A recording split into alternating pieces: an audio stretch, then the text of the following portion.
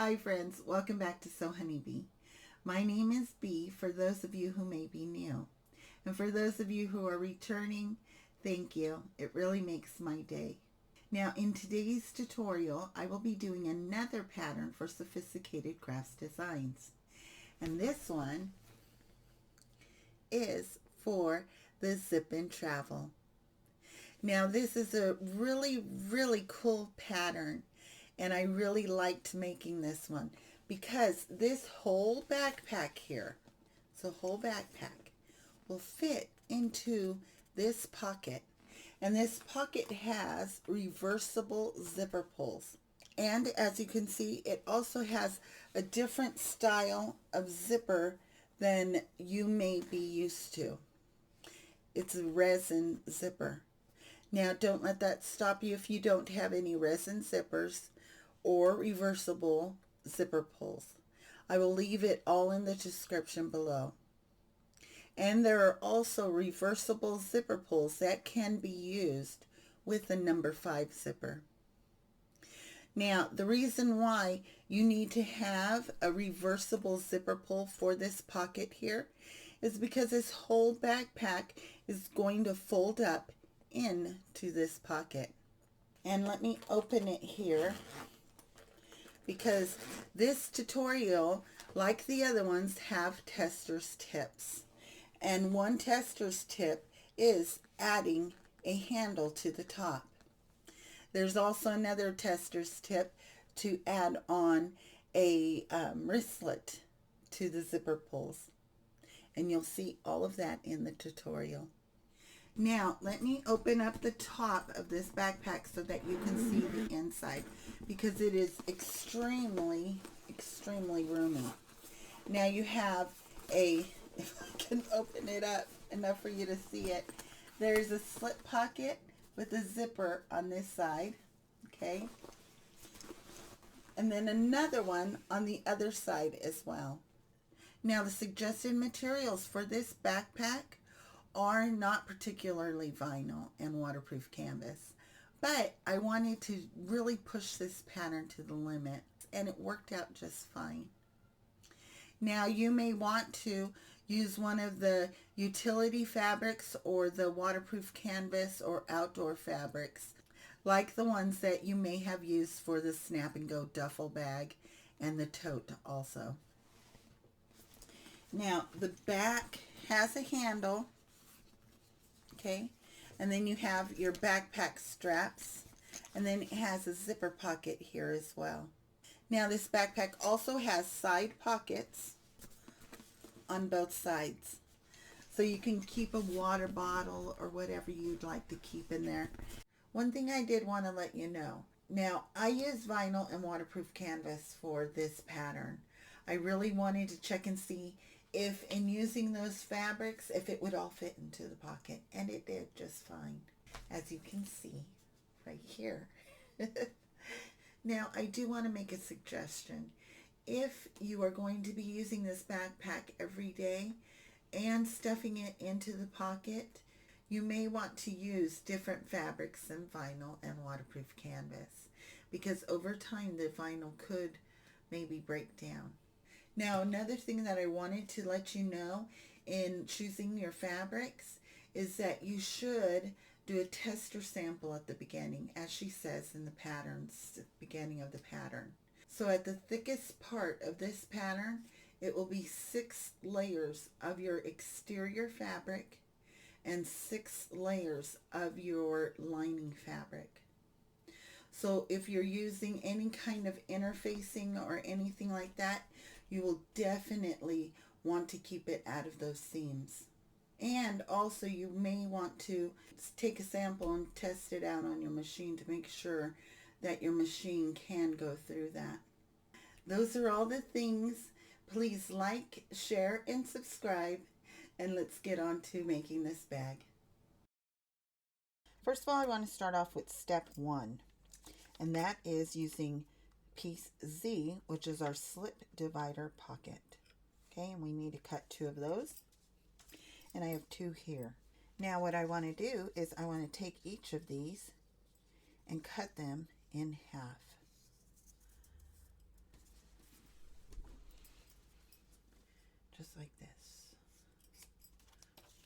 because this is going to be our zipper tabs for our zippers.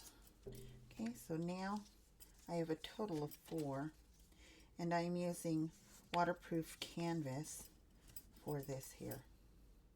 Now I have my 2 zippers, which are Z2, and I've cut them to the exact length that she gives you in the pattern. So now to just burn my edges and then add the zipper pull.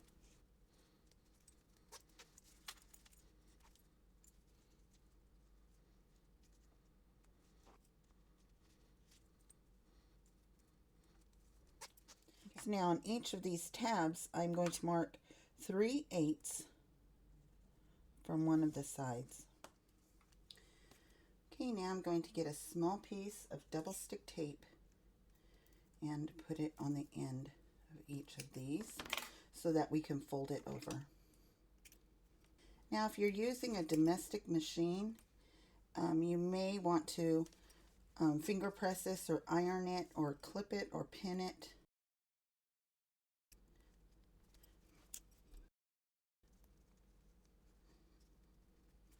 Now I want to fold it on that 3/8 inch line.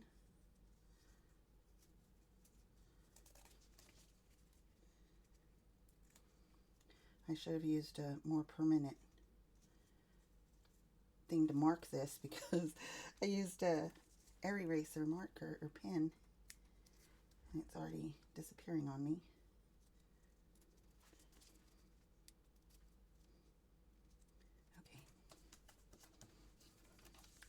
Okay, there's our 4 pieces, and now they're all folded over. So now grab your zipper and place your tabs on the end. And you can clip it here because we are going to sew across here using a 3/8 inch seam allowance. And the waterproof canvas or the tab and the zipper are both right sides together. Okay, just like that.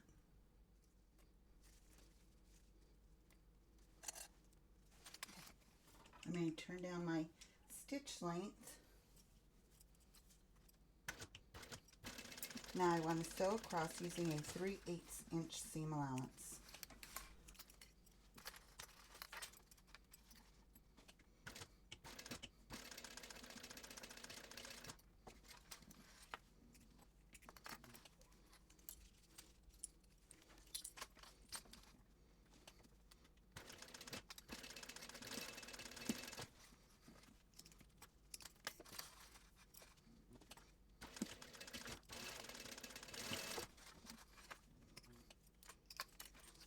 Okay, so now both of mine are done, and now I want to turn this to the wrong side and bring this to just to cover up those stitches there.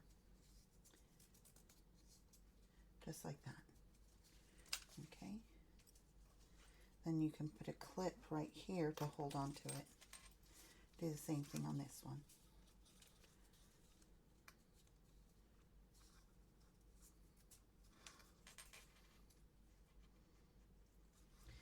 Okay, now from the right side, I want to top stitch across here. Now I want to make sure that I'm going to catch the bottom seam there, just like that. And I switched back my stitch length to a number 5.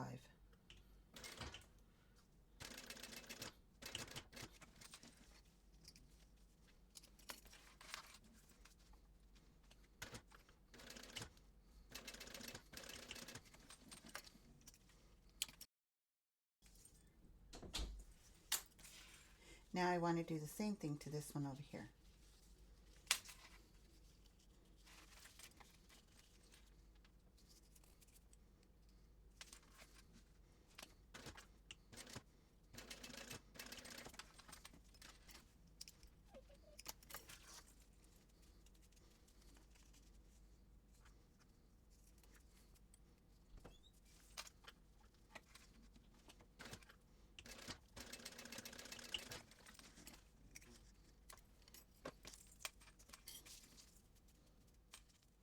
Okay, so now my Z2 zippers are done. Now in step number 3, we need to grab piece C8. So I've got that right here. Okay, and I've cut it out of waterproof canvas as well.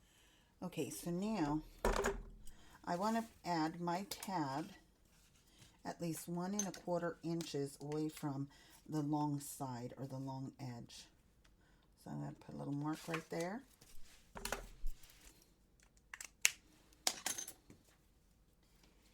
And I want to place this right on that mark. Okay, just like that. So let me find my center of this zipper.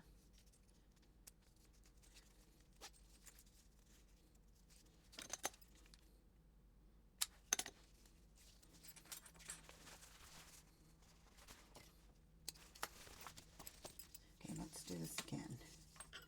Now I want this to go this way. I want you to know I marked the wrong side of my center. So let me mark the other side.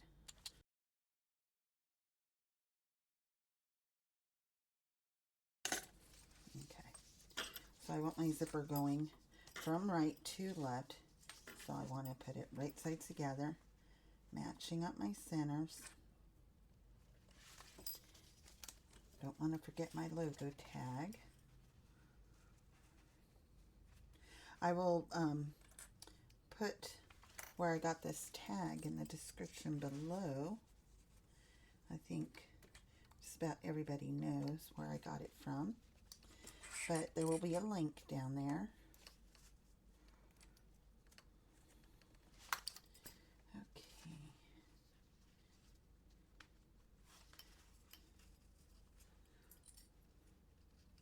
Okay. Let me put one more.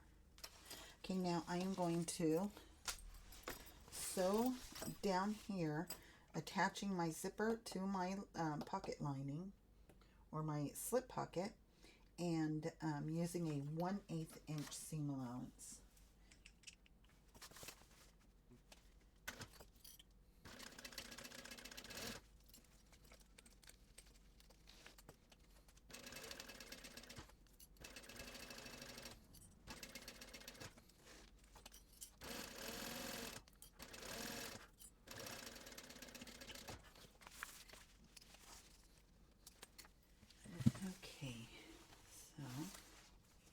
I'm checking to see, because that's a 1/8 inch. When I sew the 1/4 inch seam, I want to make sure that I'm not going to be messing up the top line of my tag there, and I'll be okay. AA is also cut on the fold. So we are going, what we do to this one, we are going to do to the other one as well. So I'm going to do the same thing to this one. And also, if you are using a directional print, make sure you take a look on step 4, because she gives you the direction that your fabric should be going.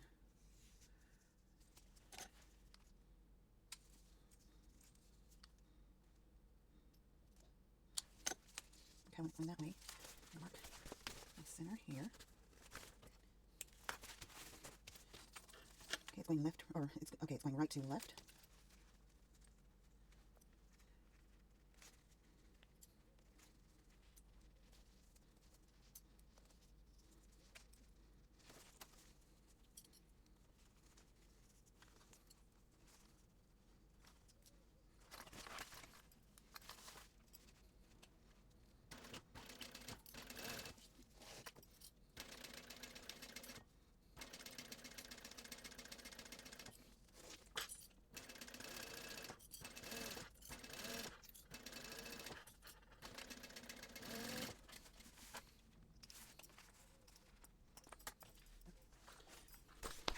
Okay, so now I have my 2 pieces done. Okay, so now I'm going to take the other folded pieces, and I'm going to put them right sides together, matching my centers.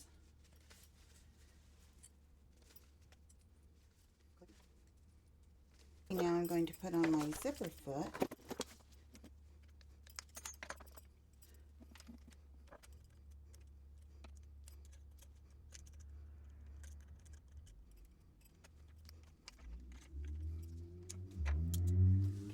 that I have my zipper foot on, I've clipped across the top.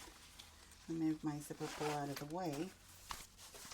And now I'm going to sew across using a 1/4 inch seam allowance.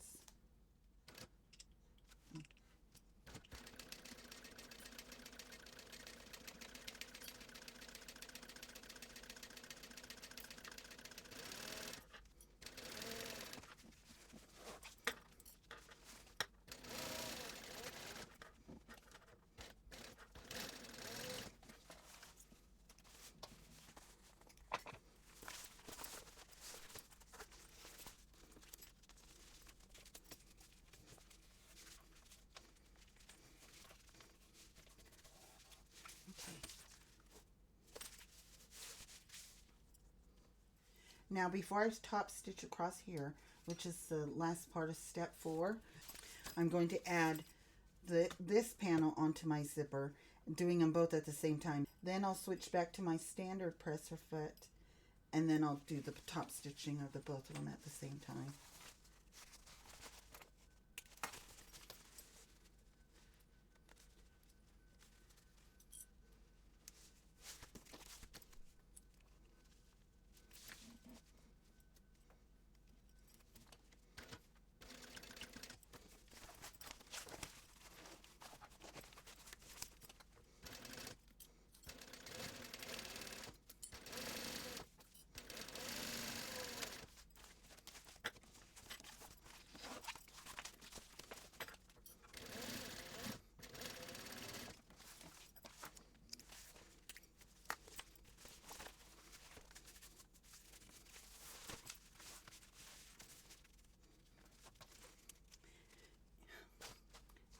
I caught that right in there, so I am going to go ahead and fix that, and then I'll be back.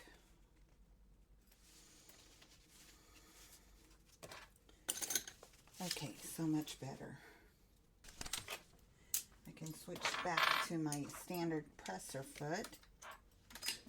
So now, this is the way we've sewn it. We've sewn the zipper to both of our long panels that were cut on the fold. So now I want to push both of these panels to one side,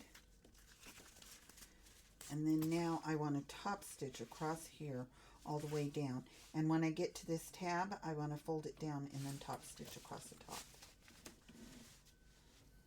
I want to turn my stitch length up to a 5.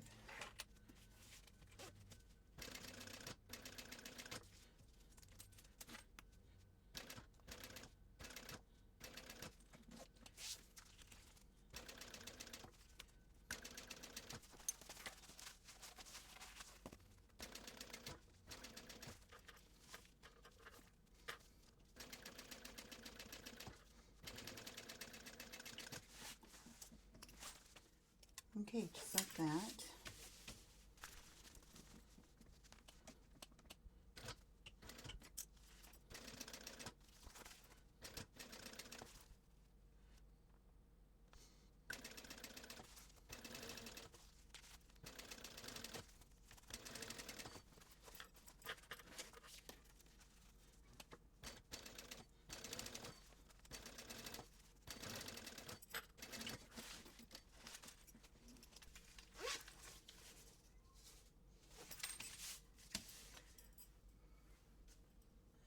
Okay, so now be aware that if you are using a directional print, your directional print has to be right side up here with your zipper at the top.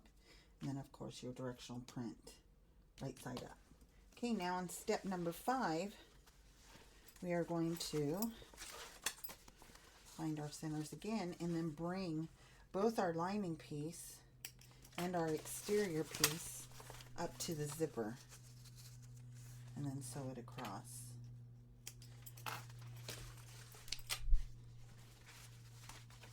So I want to match my center to my center zipper, the clip.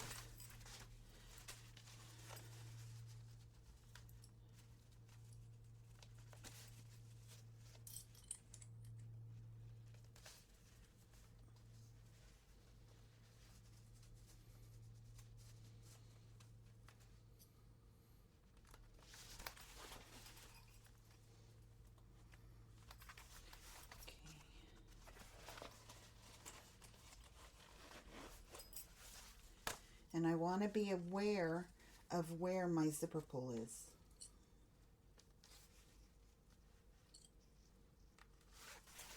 Okay, so it should look like this. Okay, you should have 2 folds, and then your zipper is in the center. Okay, see how the zipper is in the center. Okay, so now I'm going to sew it using a 1/4 inch seam allowance with my standard zipper foot. I'm going to feel where my zipper pull is. It's right here.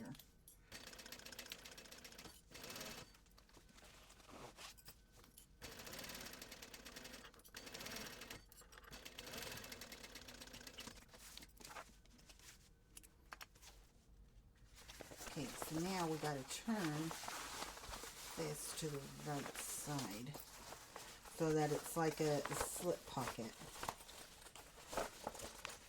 and so that they're both inside of each other.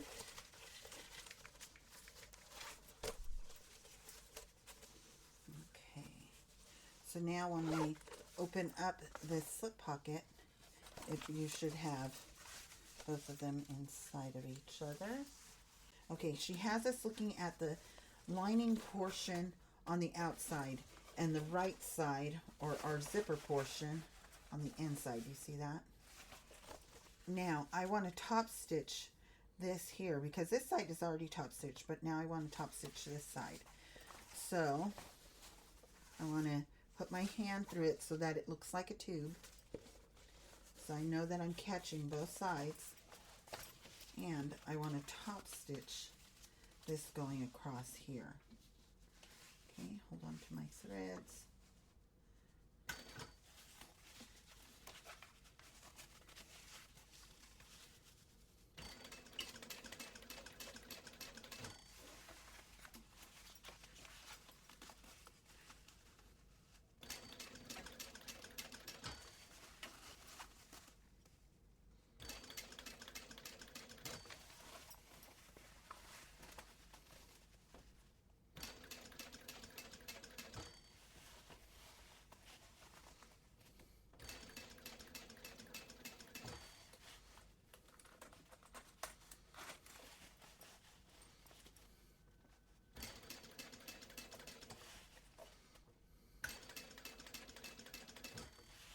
And just continue to work your way down, just going little bit by little bit.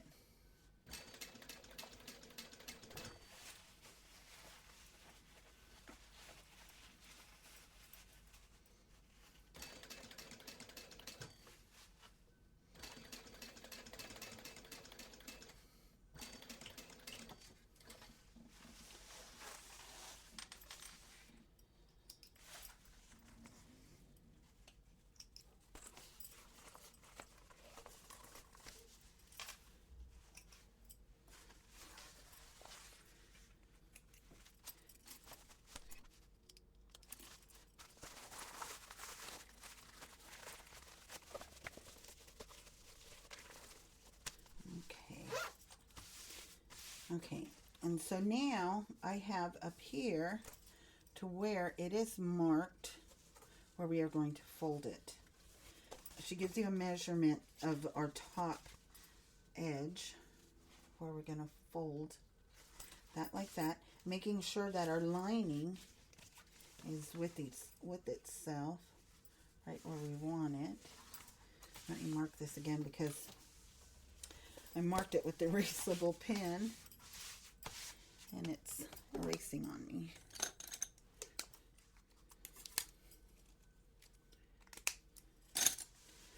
Okay. And you can find the measurement right here. If you can see that. No, you can't really see it. Sorry.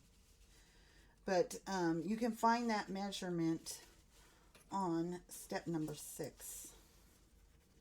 Okay. So I'm just, let me zip this up so I make sure that that fold is right where I want it.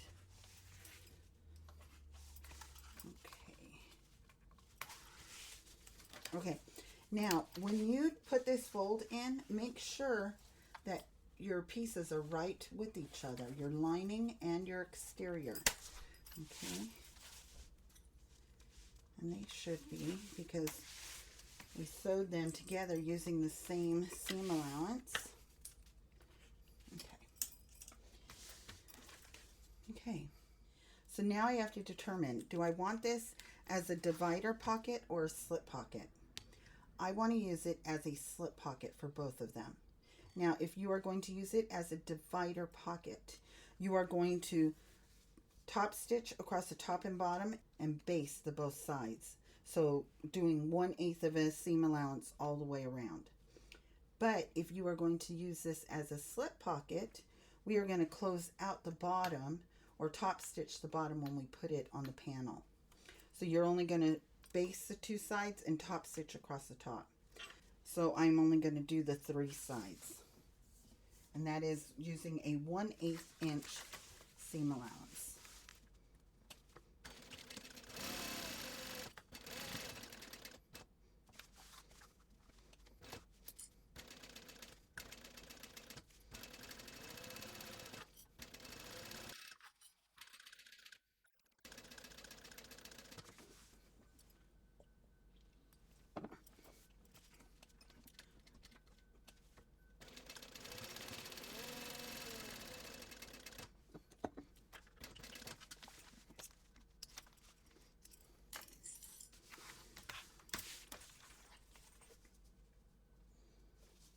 Okay, just like that. So now I'm going to go ahead and do that same stitching to the other one, and then I'll be back.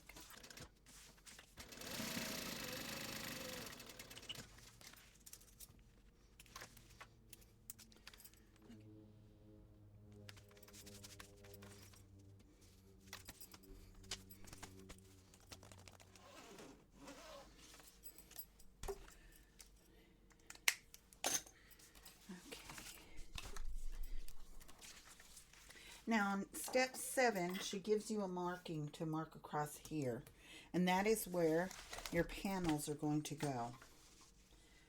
So I've made that marking, and now I'm going to line up my slip pocket, and this is the lining to our front and back panel is what we're going to be doing this to.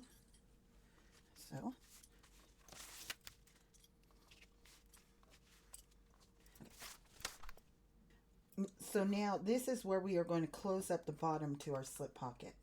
Okay, so I'm going to baste across here the 2 sides and top stitch across the bottom using a 1/8 inch seam allowance all the way around. This here I'm going to leave open because that's where our slip pocket is. Okay, now if you're using this as a divider pocket, remember you should have already top stitched across here, so you will only be doing the 2 sides. Okay.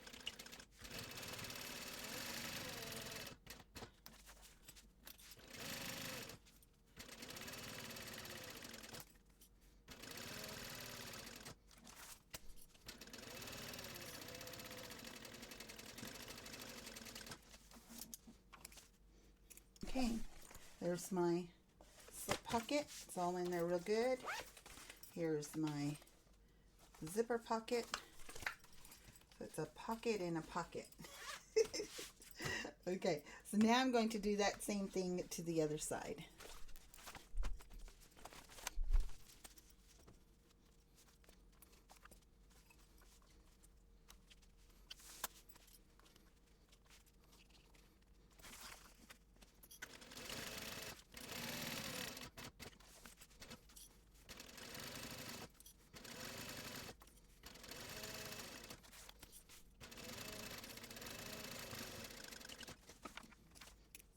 Okay, so now our 2 lining panels are complete with our slip pockets and our zipper pockets. Okay, now we're going to go on to step number 8, which is the back panel with the backpack straps over here. Okay, so now I have my pieces for my padded straps, my backpack straps. So I have the 2 exteriors, which will be facing up. I have the foam piece that will go in the middle, and then my back piece. Okay, so this is a very thin vinyl, And then this is another vinyl, but it's not so thick. Okay, so that's what I'm going to use for my backpack straps. Okay, so now let's do one of them at a time. I'm going to put my foam aside, and I want to get my 2 panel pieces, and I want to put them right sides together. Okay, so I have my yellow vinyl and my exterior vinyl. Put them right sides together. And now, when you cut out these pieces, be sure that you cut out one side and then you flip over your pattern piece and cut out another side, because they have to be mirrored images. Okay, so now let's clip these together.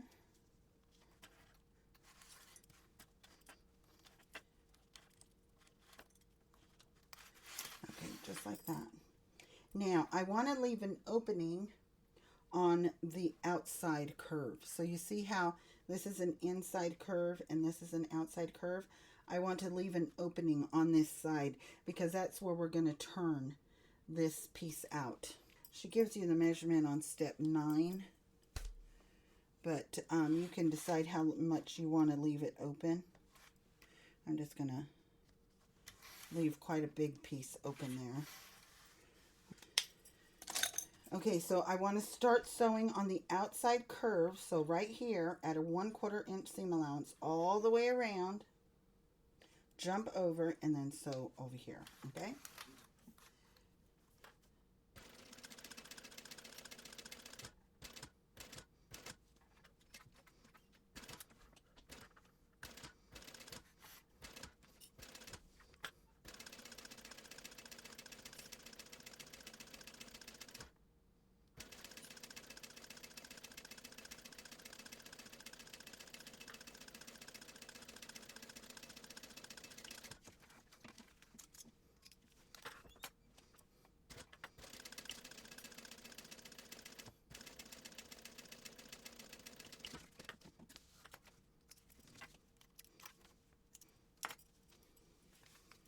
Okay, just like that. Now I want to do that to the same thing to the other one.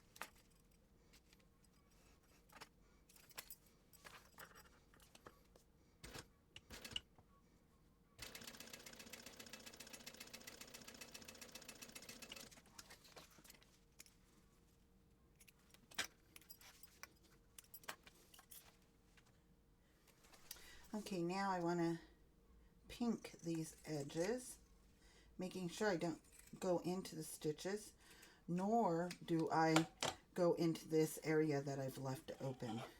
Okay. Now, tester's tips are that if you don't have pinking shears, that you could grade out this seam. Okay. And the way you would grade out this seam is, you would take your scissors and you would make both layers separate lengths from each other. Okay, so you're gonna, what it's doing is it will reduce the bulk in this seam. So now you see how one seam is shorter than the other. Okay, you can, so that's grading out the seam. This is pinking the edges or the seam. Another thing you can do is take this and just very sharp pair of scissors and do the same thing just like as if you had a pair of pinking shears, and then just go all the way around, but especially here in this corner. Okay, just like that. Okay, so you don't necessarily need a pair of pinking shears. I know that when I first started sewing, I didn't have all the tools. Now I have all the tools because I've been sewing for years and I have accumulated them. But when you're first starting out, you don't have all this stuff. So if you don't have pinking shears, that's what you can do. Okay.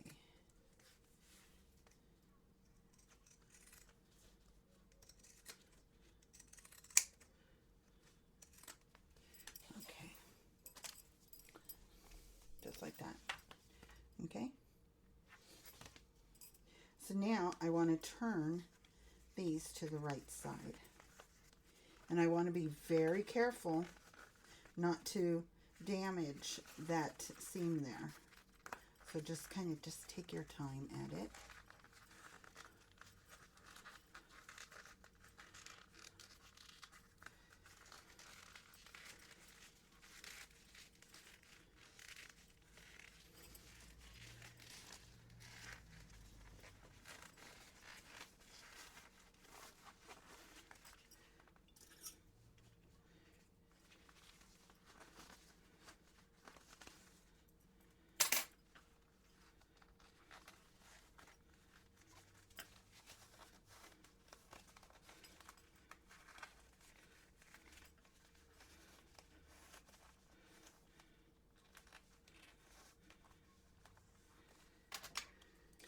And you just want to use just not anything really sharp, but just kind of use whatever you need to use to help you out.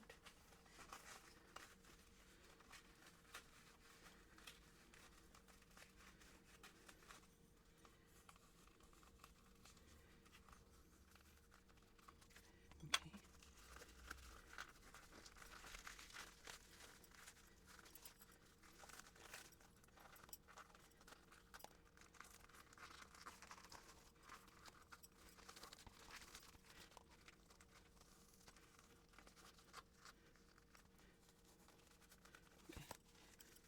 And I'm going to get the right piece of foam going the right way.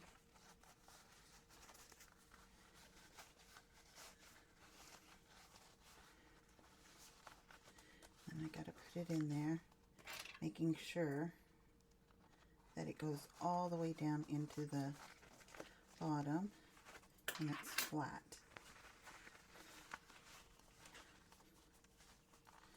Okay, I can feel that it's folded in there.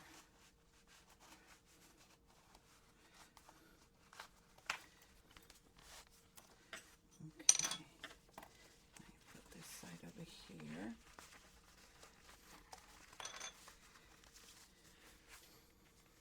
And just kind of work it in there and just take your time. This part can be a little frustrating, but you can do it. If I can do it, you can do it. So,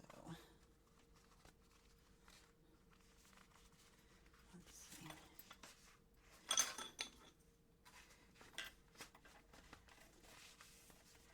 Okay, so that side is in there good. Okay, so now I want to fill this over here and make sure it's right where I want it.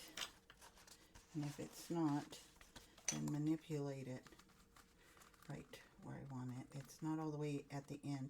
It's right here that it's stopping. So I've got to push it down just a little bit more.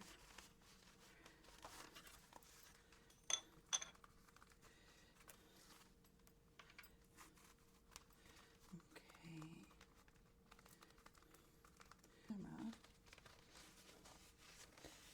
Okay, there. Okay, so now it's in there good.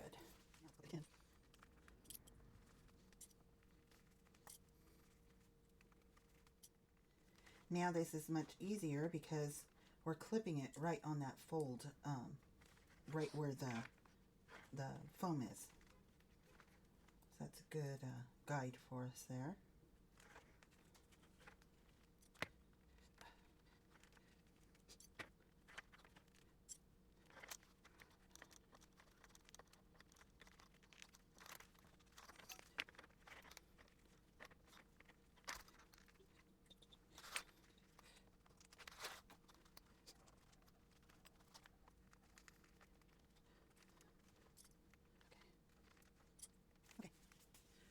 So there's our strap, and it is in there really well. Okay. So now we're going to top stitch all the way around using a 1/8 inch seam allowance, and my stitch length is at a 5.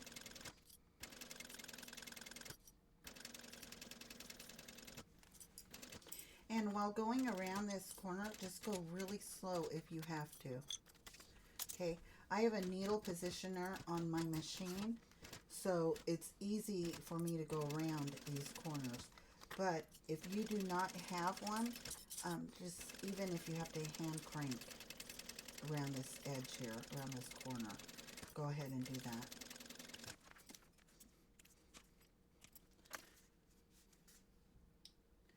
Okay, just like that. And you can see that I caught all this edge here, okay, so that it's all closed up now. Okay, so now I'm going to do the same thing to my other one, and then I'll be back. Okay. So now our backpack straps are complete. On steps 12 through 14, those are the extended straps for taller people. Okay, so these ones I'm making just regular, this backpack. If I was making an extended strap, then it would be longer. And also she has an option in there for a D-ring, and there's a portion that you fold, and you will create your D-ring just like you do all the D-rings, and then you'll put it in there and then fold it over like that so that your D-ring is stuck inside of here. Okay, and you'll do that before you sew these two pieces right sides together or anything. That is going to be your first step. So if you are going to be doing the D-ring or the extended strap, you are going to skip steps 9 to 11, go down to 12, and go from 12 to 14. Okay, so now my straps are complete, and I'm going to jump down to step 15, which is my ladder lock and my buckle strap.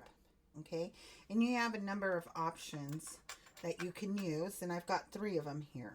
Okay, here are some ladder locks, and she shows you on step 15 which way they go. Okay, there's a picture there for you.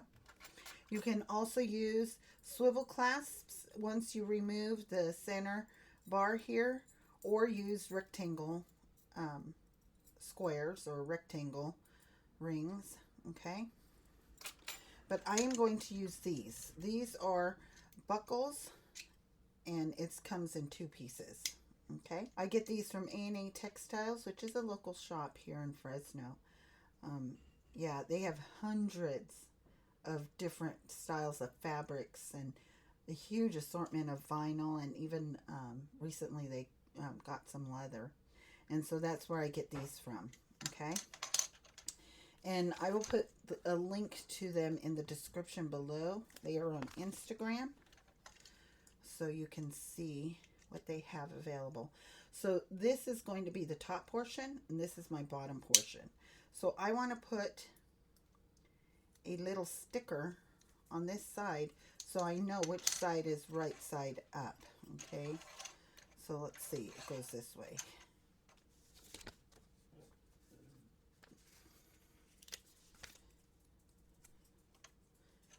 So put that there. Okay, so that way I know that this goes on the strap, and then this goes on my webbing. Okay, so now let me put these aside.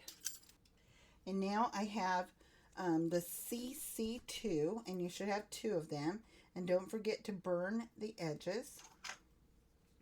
And this portion is going to go on here, right here, okay?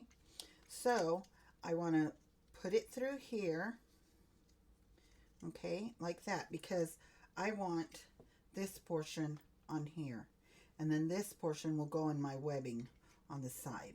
Okay, so now let me get this one, put it through here. Let me move these aside. Now I want to get my double stick tape, and I want to put a little piece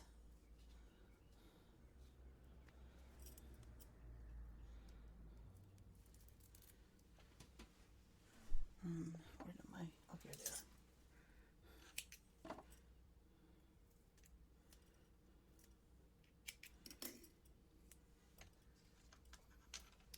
are. Okay, so I want to put it on here.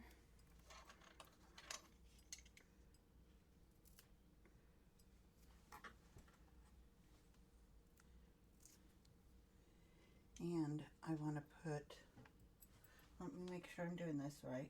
Okay, I want this to be my short side, and I want to put this like that on there.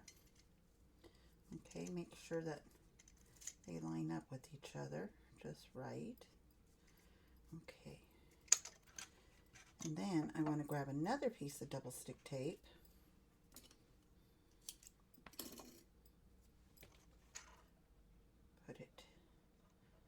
Let me put it right here.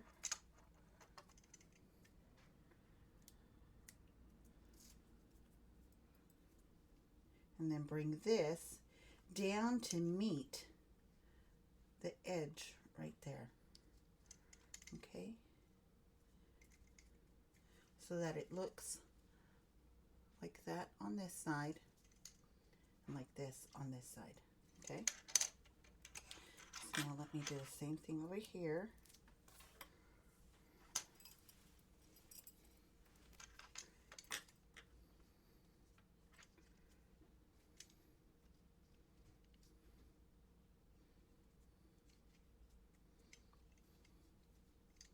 Oh, wait, I did that going the wrong way. Okay, so now I want this to go through here because I want the double stick tape. Oh, no, I can do it this way. Okay.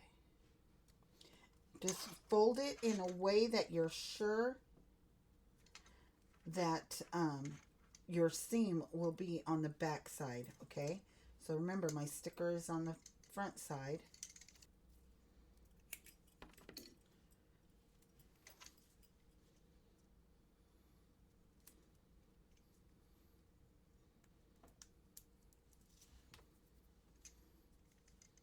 And then meet them up right with each other, just like that, so that they should be the same length. Okay, you can see that they are. So now I have both of my buckles and both of my straps, and I've marked. Let me mark this one better so you can see it with my vinyl pin. And this is on step 17 that she gives you this measurement, okay?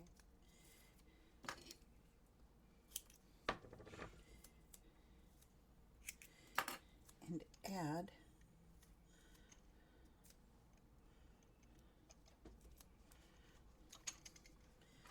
strip of double stick tape, but I don't want it to go too far down because this is, we're going to only go up so far. So now I want to make sure that I'm doing this right. Now, you can see the marking there, okay? I want to make sure that this goes below that marking, okay? Just like that. So you should have a small amount dangling down. You see that? Just like that. Okay, so I won't be showing my double stick tape on the back, so I'm okay to take that off. Put it right there. And make sure that it's coming straight down, just like that. Now do the same thing over here. Make sure my double stick tape isn't showing. Okay.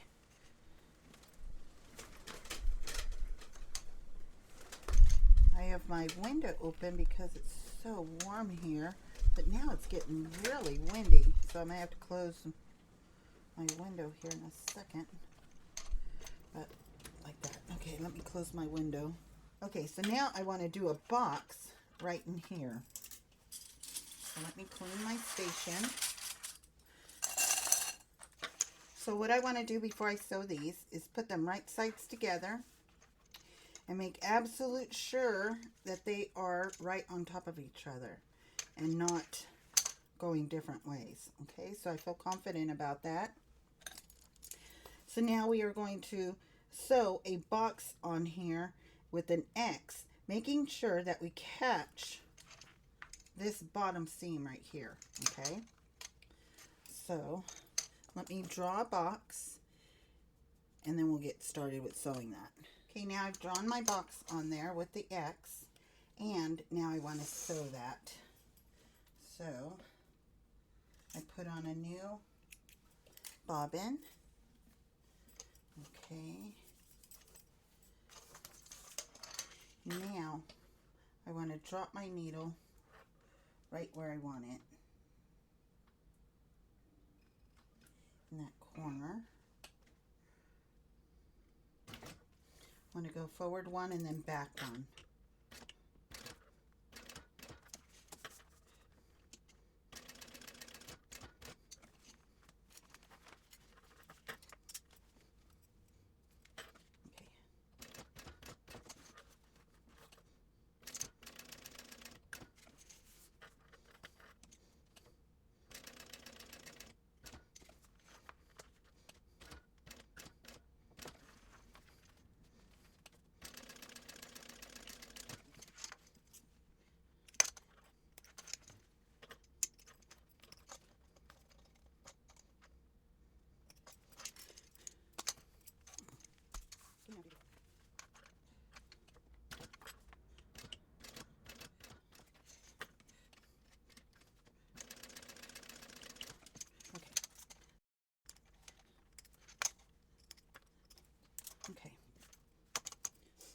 Okay, now I have piece C2, okay, and this is for my exterior, the panel that's going to cover up the handle, and I've got double stick tape right along the line that she gives you, and that measurement is on step 18.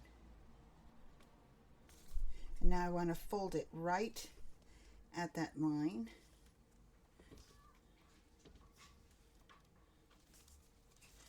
Okay, just like that. Okay. Now, if you are using a directional print, your print has to go up like that. Okay, so this will be the top side. Now I'm going to set this aside and go on to step 19, which is the back panel zipper pocket. Okay, so here's my piece C, which is the back exterior, and then C4, which is my pocket lining, and you should have 2 of those. Okay, first of all, I want to put my marking at the bottom, and this is an air marker.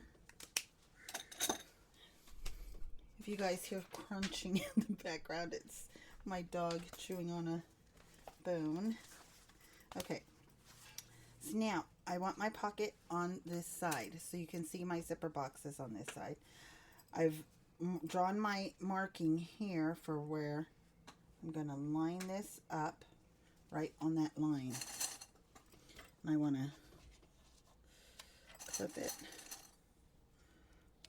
this side, clip it on this side so it does not move. So my back panel has to be facing right side up. My lining has to be right side down, so the right side's together. Okay, so now I want to sew the 2 long sides, making my stitches shorter in length. So I'm going to put my stitches around a 3.5. I'm going to drop my needle, make sure my thread doesn't go in. Okay, I want to drop my needle right at the corner of that box. Okay.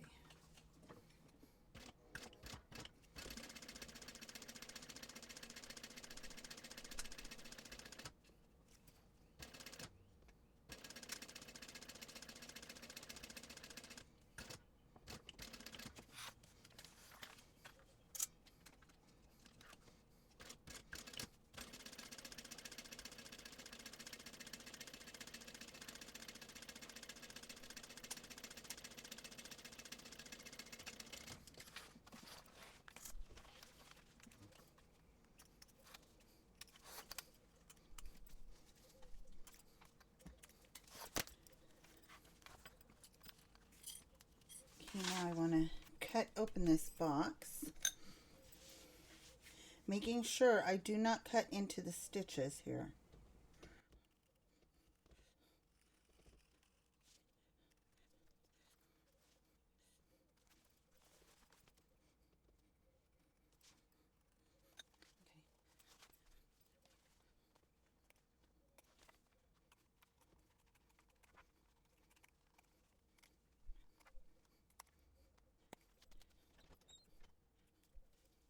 Okay, now I want to turn my pocket lining to the right side, or to the inside, I guess is what I should say it. And now, you may find it easier to put double stick tape right here.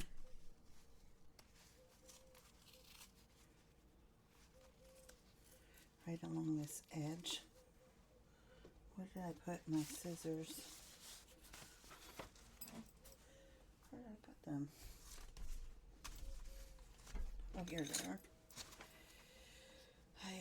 Okay.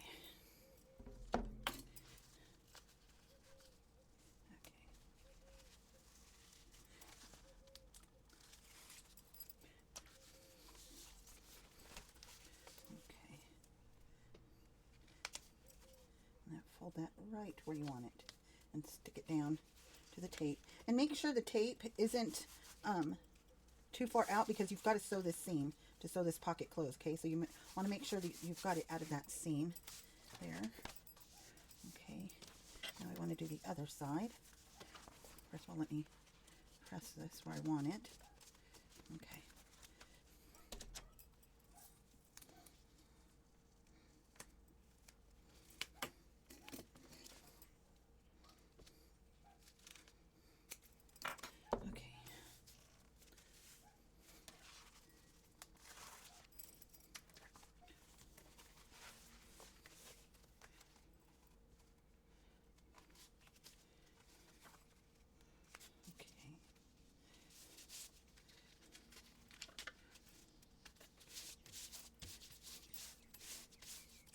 Okay, just like that. Okay, so now I have my zipper, and I've put double stick tape on both sides. Okay, I want to make sure that my zipper is closing going up. So if my zipper is partially open, nothing is going to fall out of the bottom. Okay, so I want my zipper to be going on there this way. Okay, so now I'm going to flip this over, put this side on first.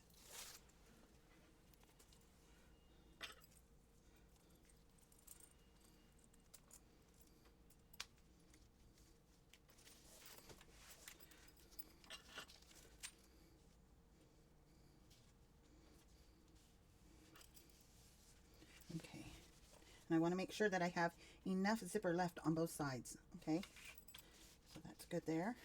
Now I'll flip this over and remove the double stick tape on this side.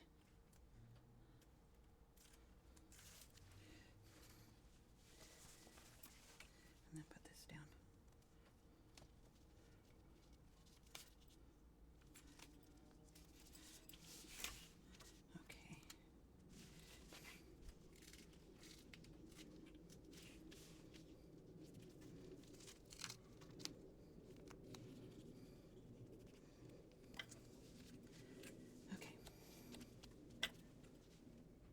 Okay, so now I want to close out this pocket. Okay. And I'm going to make sure my tails, I hang on to them. And I'm going to start in this corner, drop my needle right where I need it. And then I'm going to sew going all the way around. Now I'm not going to back stitch, okay, because I'm going to pull my threads to the other side.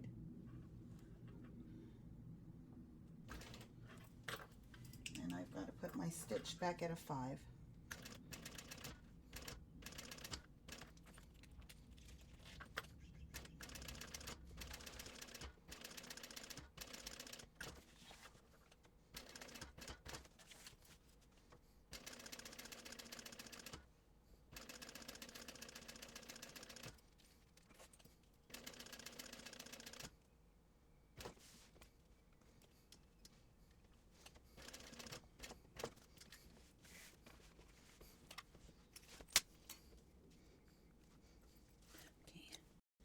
Now to pull my threads to the back.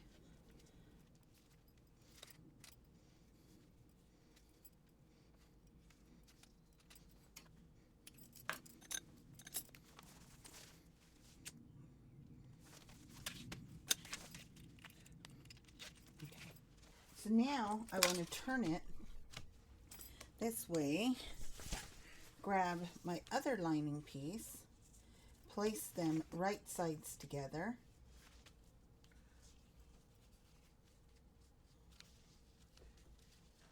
and put a couple of clips in it, minus the panel, the front panel. I'm just clipping just the lining pieces together because we're going to close out this pocket.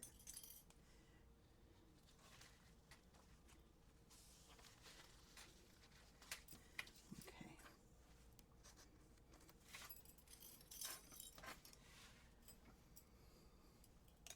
And then take notice if you are using a directional print also, because when you open this up, you want to be able to see your patterns going the right way, okay?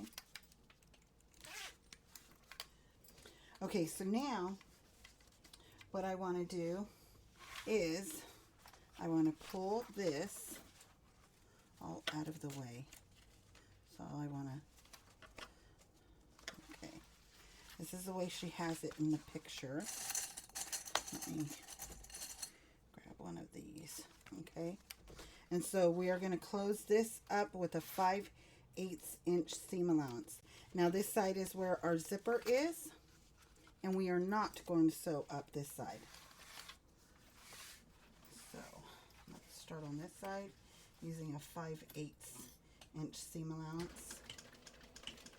And I'm going to catch this little triangle here as well. And I'll back stitch over that.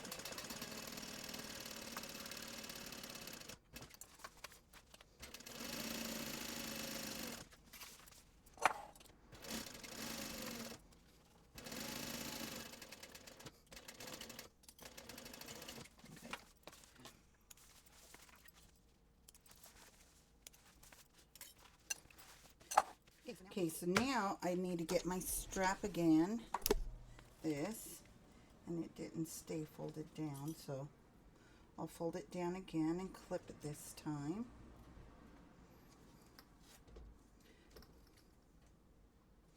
This vinyl has a felt backing, so it's not sticking too well. Okay, so now I have my grab handle, which is piece C3. I'm going to melt my edges. And now I am using a 1.5 inch webbing for my grab handle, okay? So now I want to measure down from the top, and she gives you a measurement for that. So let me get that measurement real quick. So I want to find my center right here, which is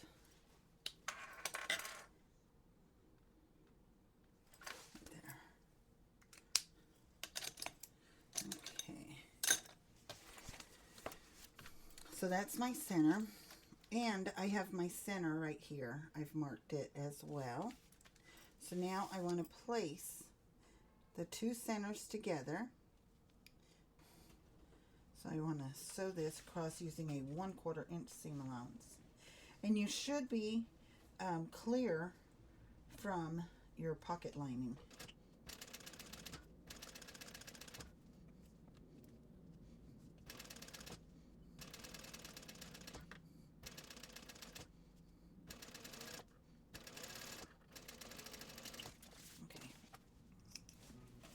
Really make sure that you line up those two centers, because you can see that I didn't. And it's going to be okay. But you see how my centers aren't right on with each other? And look at over here. Okay? But because this goes Let me move my lining back where it's supposed to be. Okay, because this goes up, it will be okay, see? But just make sure that it is on there correctly. Okay, she tells you exactly where to line up this for your handle. So I'm going to put double stick tape to make sure that my handle stays right where I want it.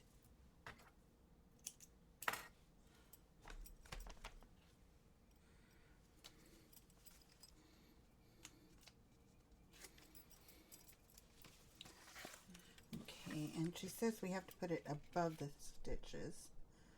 So right there. Oh, I see why it's got to be above the stitches, because we're going to fold this up and it's going to reduce the bulk in this seam right here. So that's a really good idea. So we want to make sure that we get that right. Now I'm going to put another piece of double stick tape right here to make sure that it stays right where I want it to stay.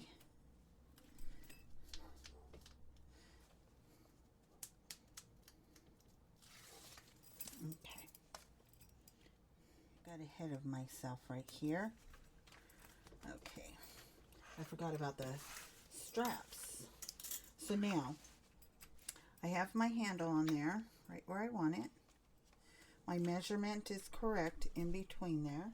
So I want to take the new backpack straps and place the straps on the correct side using the ladder lock buckle direction.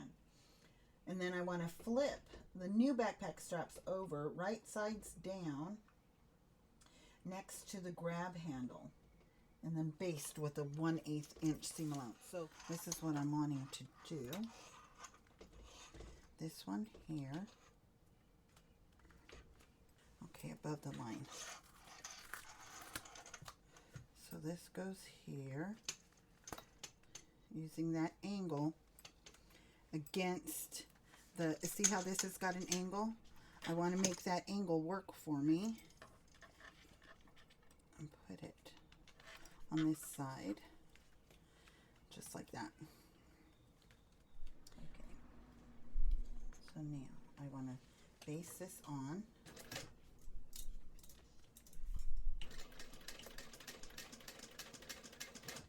And you'll notice that I'm basing this on this side of my stitching line. I do not want to go below that stitching line because that's where our folding of our backpack is going to be. Okay, this panel. So I want to make sure it's right on there.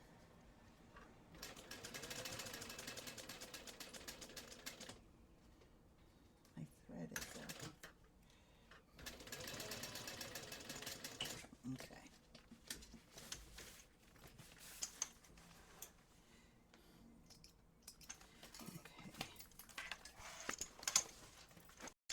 So now, this isn't as confusing as it looks. Okay, you can see that I have basted across here, and I have made sure that I am below, or actually above, that seam that I basted the first time, so that when I go put this up, there's no interfering with this seam here. Everything that I've basted is above it. Okay, now she gives you a measurement right here, which should be the distance of your backpack straps to the center. Okay, mine are different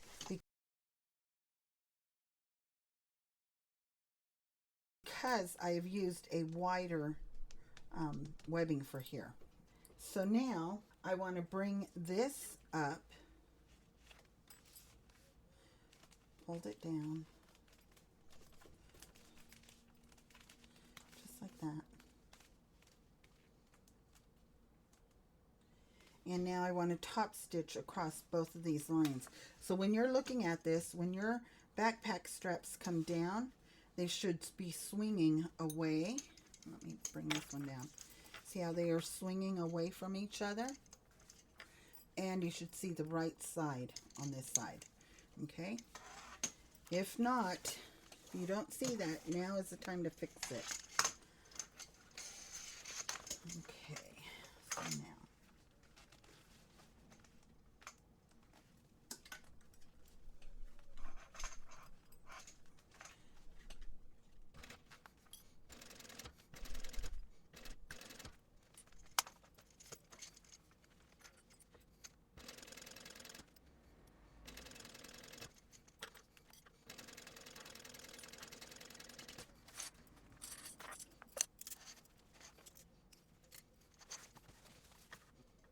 Now do the bottom.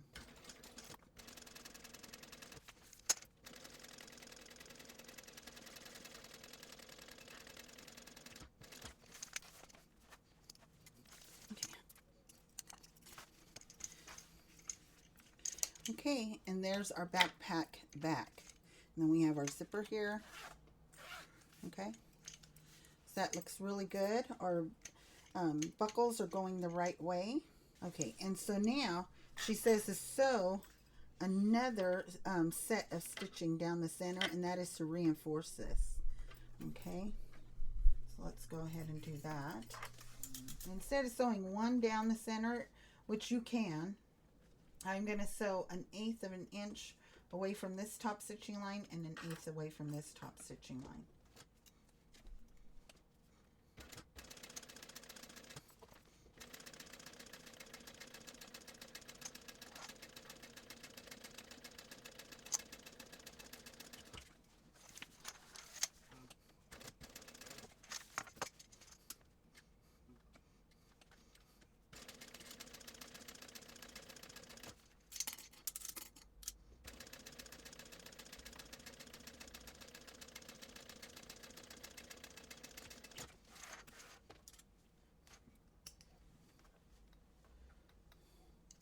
Okay, I'm really happy with the way those look and everything. So now we can go on to our next step.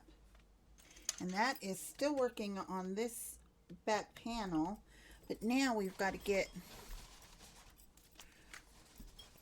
our webbing or additional pieces back. Okay. And let me make this picture bigger. I want to make this one go this way,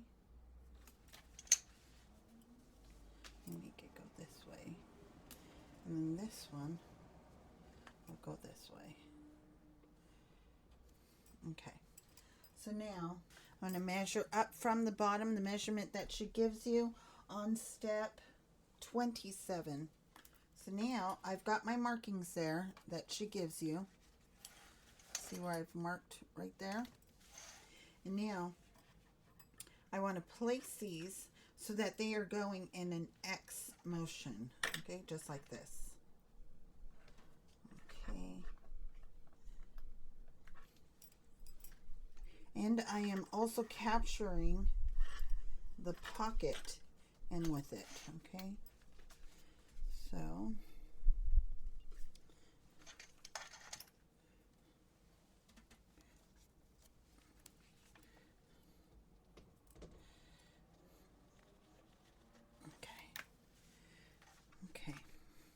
and we're not going to worry about these ends right now. Okay, so now I want to baste 1/8 of an inch on both of these, basting them in place.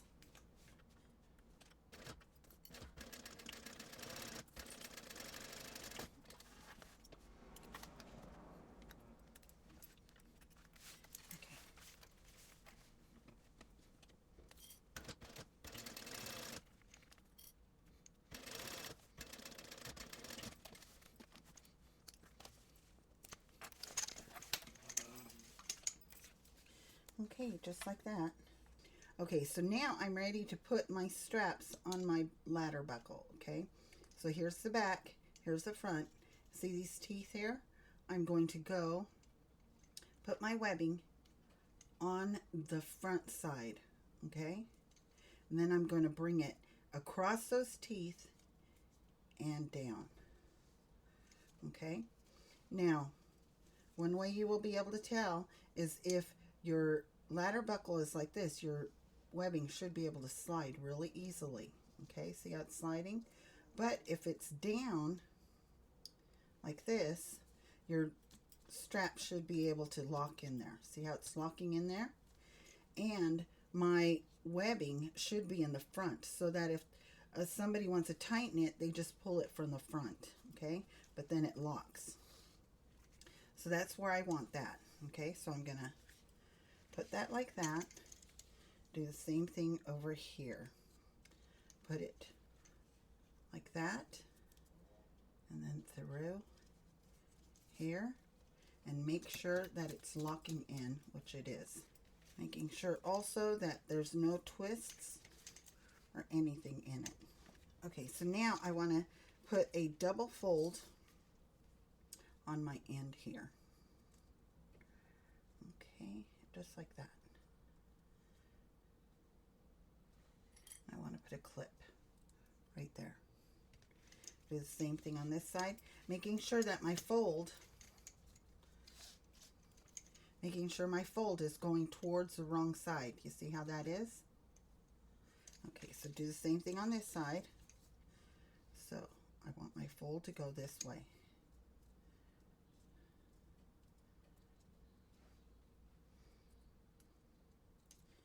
Like that. And like that. Okay, now I want to sew across here to secure this piece here.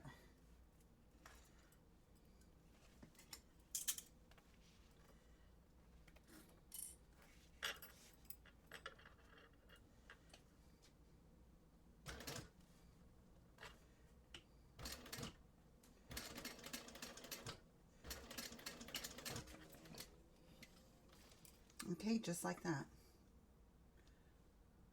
So now I want to get my lighter and burn my ends. And do the same thing to the other side. And see, now that's locked in there, okay? So do the same thing to this one.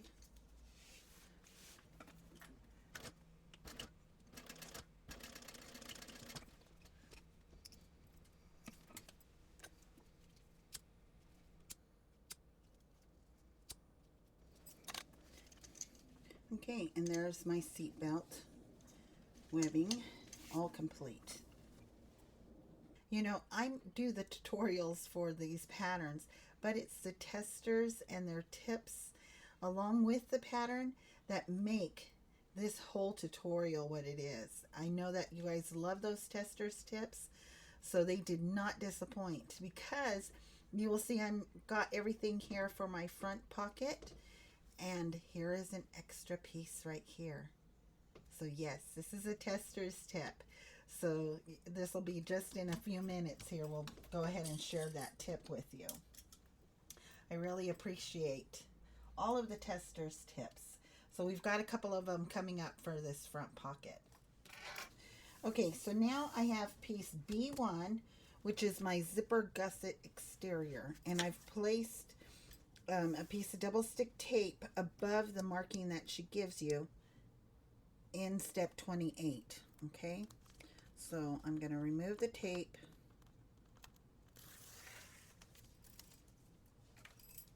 and now I want to fold this piece so that this edge here meets that line, just like that. And this is why we don't want the double stick tape on this side of the line, because we don't want that tape to be on that side. Okay.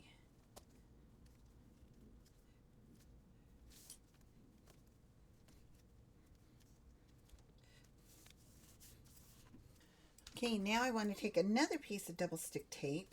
Let me turn this way. And I want to place it on top of that fold there.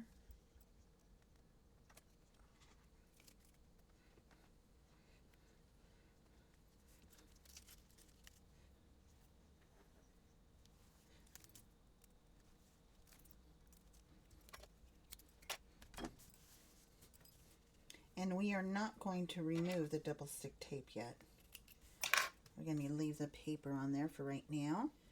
Okay, so there's that. And here now is my zipper. You will notice that this zipper is different than a number 5 zipper. It's got the zipper on both sides the same way. Okay, this is a resin zipper. Now, it takes a zipper pull that looks like this. Okay, I hope you can see that. There are ridges on both of these sides. There's a ridge like a almost like a staple, the shape of a staple on both top and bottom. Now let me show you a number 5 zipper. A number 5 zipper is the same size, but the number 5 zipper has a flat bottom. Okay, it's just a straight line. There's no, it's not in the shape of a staple. Do you see the difference there? I hope you can see that zipper difference pull. And then here is a different zipper pull. This one here is for a metal zipper. Do you see how they look the same? But the metal zipper is shallower than the resin zipper. Okay, because the resin zipper is a lot thicker. So you want to make sure that you are getting the right zipper pull for the right zipper. Okay, so we're going to put on 2 of these zipper pulls, one going on either side. So they're a little fidgety to put on, but you can do it. Okay.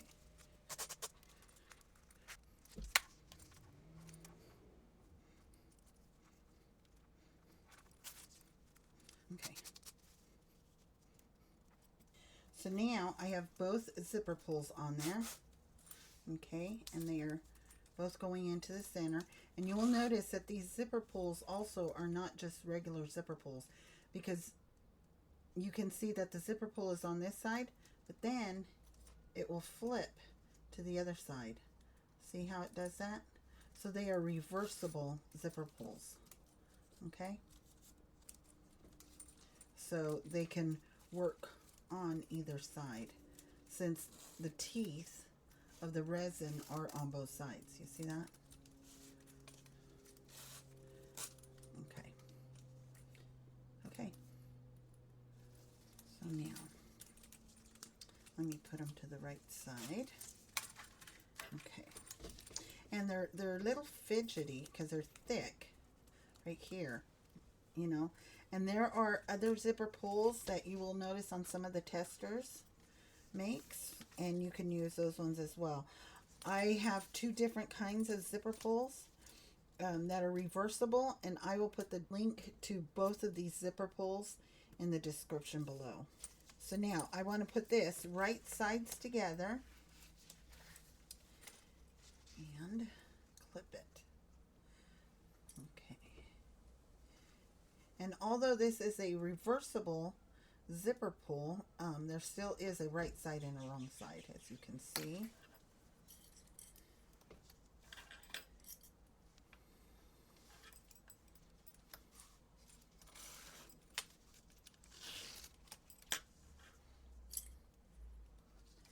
What I should have done is taken the tip, tester's tip from the last bag I made, the Sassy, and cut my zipper tape a little bit longer so that I could have just had it going off and sewn on my zipper, and it would have been completely out of the way. But I forgot to do that. So now I want to sew this using a 1/8 inch seam allowance, and we're just basting it on. Now this is our raw edge. This is the folded edge with the double stick tape on this side still, okay?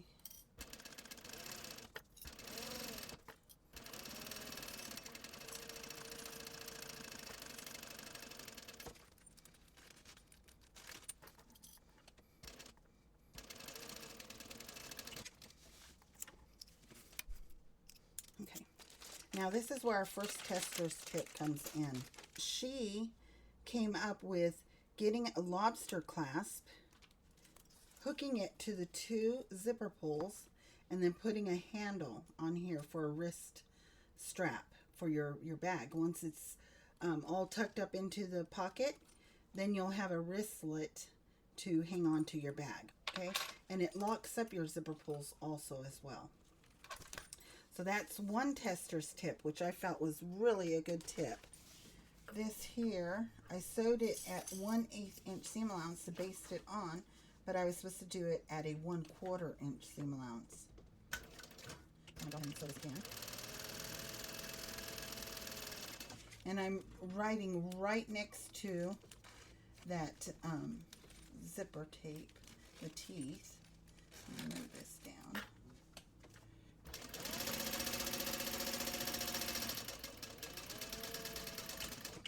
Okay, just like that. Now, that makes more sense. Okay, so now when this, our next step, because if you do not want to put a handle on it, because that's what we're going to do with this webbing, is put a handle on here. If you do not want to do a handle and you want to do the wristlet strap,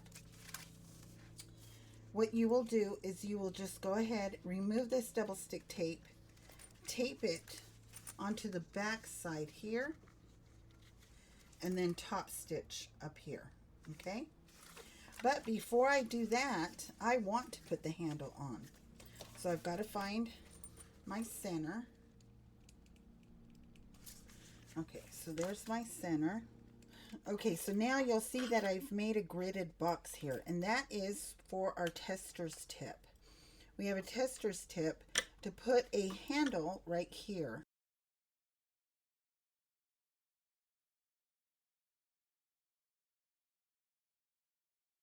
Now, what I've done is I have drawn a box here. This line here is the center of my pattern piece. Then I've marked 2 inches away from that center. Okay, so a total of 4 inches. And 1.5 inches from this seam right here. So that when this gets folded up to that seam, like this, our handle will be within this portion here. So I want to make sure that my handle is above this line here. So I've gotten my handle. It is 9.5 inches long. I have also marked with the chalk 1 inch in from each end and folded it down. Put a clip.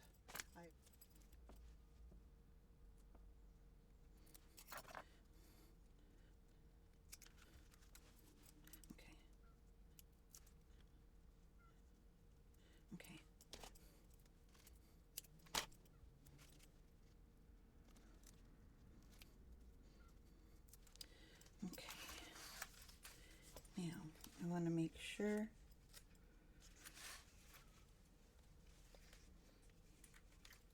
I think it's above it.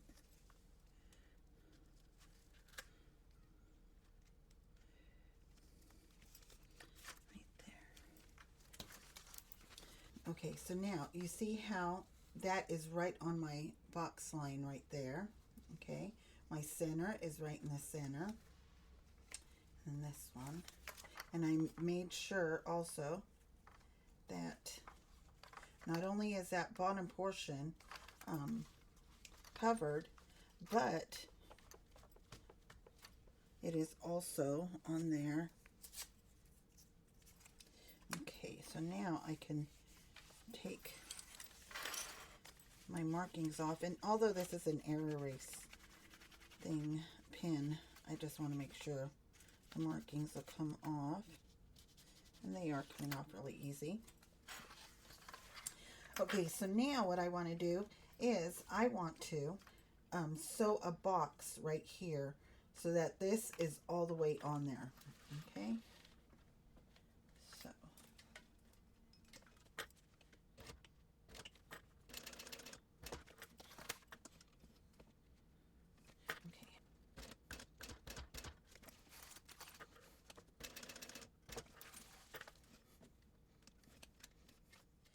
now what I'm going to do is I'm going to put a piece of Decaville. I believe it needs one down there. So because I feel like, yeah, I feel like I need a piece of Decaville right here. So I've got a square of Decaville, and I am going to start this over again.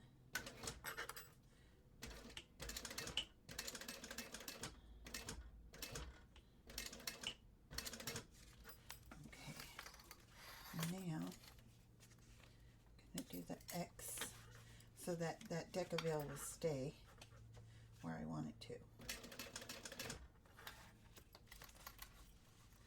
double stick tape.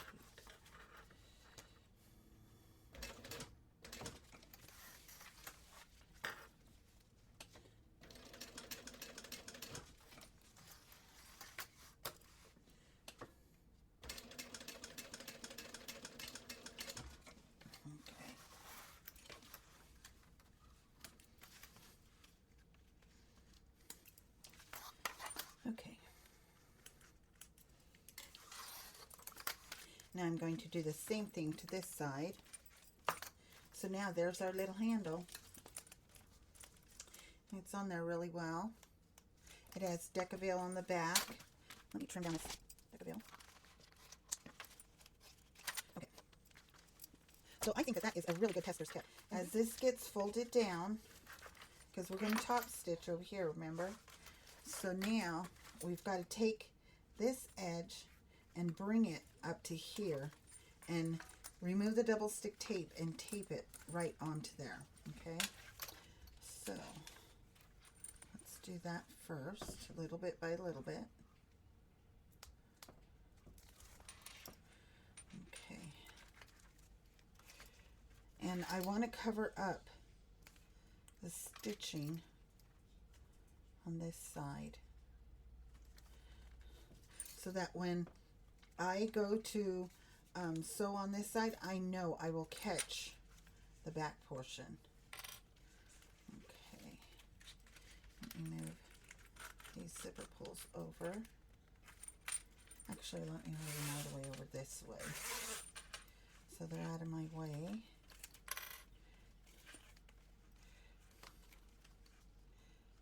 So just make sure that you're covering up that stitching line.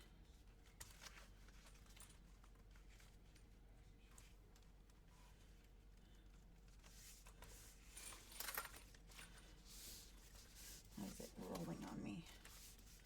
Okay.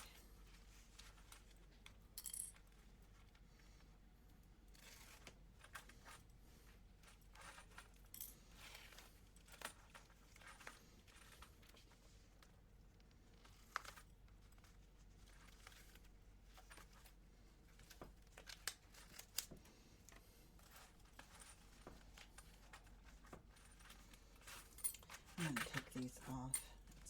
It'll be easier to put them on again.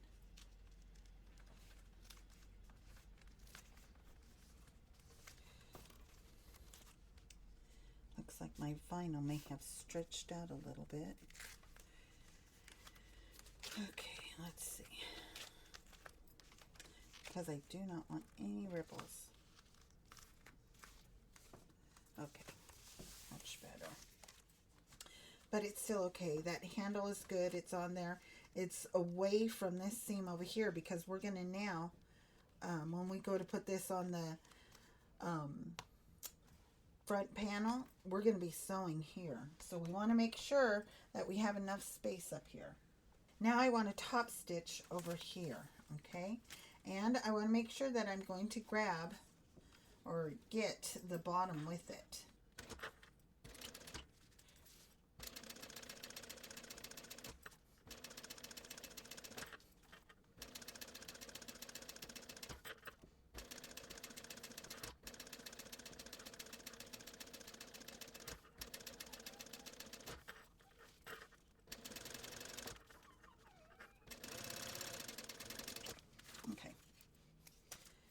Okay, so now there is our panel, and it is driving me crazy that it's not exactly straight because this will be seen This edge will be seen from the other side.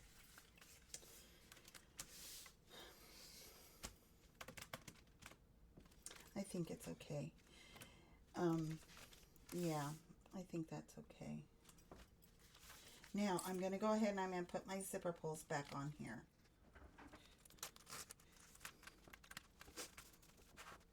This gusset is complete. Now I have piece B2.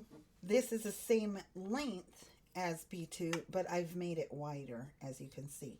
The reason is because this resin zipper is wider than a number 5 zipper. So I added like 1/4 of an inch to this piece here. So now I'm clipping them right sides together, just a little ways. Okay, because we're going to sew down this portion. Okay, so now I want to fold this up and bring it up to the top. And so now I want to sew going right here. Okay, so you want to make sure that your pieces are right with each other, just like that. Okay, so now I'm going to sew this short edge with the 3/8 inch seam allowance.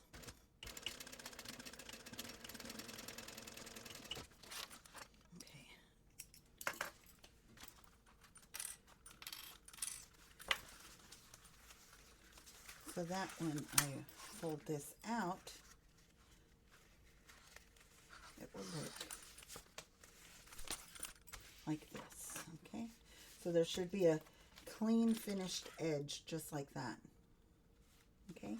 So now she gives you a measurement, and it is in step 30 to what is the total length of our gusset, and that is really important because we want to make sure that our gusset is going to fit around our panel B, which is the face of the pocket. Okay, so I want to put and measure this portion here.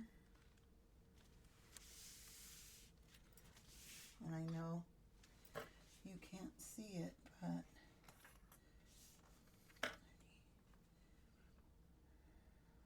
yep, it's right on. Okay, so I just wanted to make sure that that was going to be okay. So now I've sewn this section. Now I want to sew this section the same way. So I want to fold this up here so that it'll fit. The two edges will fit. Put a clip. Move my zipper pulls over. Hold it up.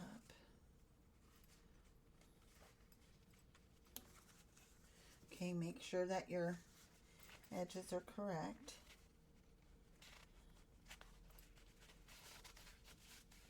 I want to pull that out. Okay, so now sew again using a 3/8 inch seam allowance.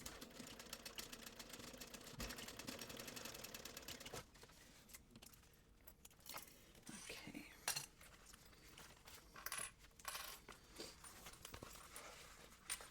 Okay. And now what I want to do is, number one, I want to burn the edges of this zipper and also trim up this edge here. So let me get my zipper scissors.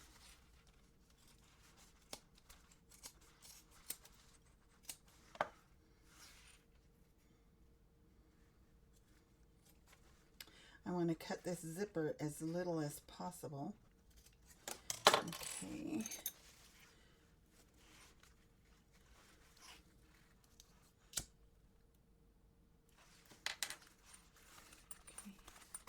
Put something to this side.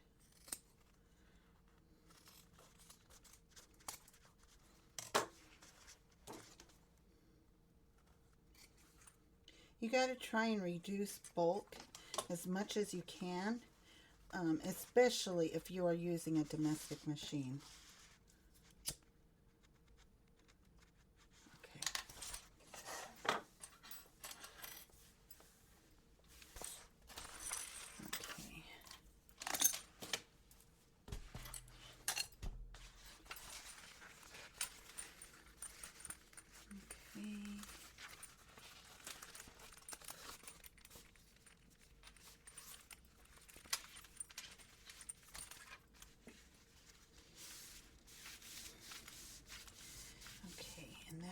our zipper gusset. Okay. Okay, so now I want to top stitch and close out this pocket, this zipper gusset. At the bottom as well, it looks like. Yeah, so, okay, so we're going to top stitch across here and the whole thing. Okay, so I'm going to start on my raw edges first so that I can make sure that they match up.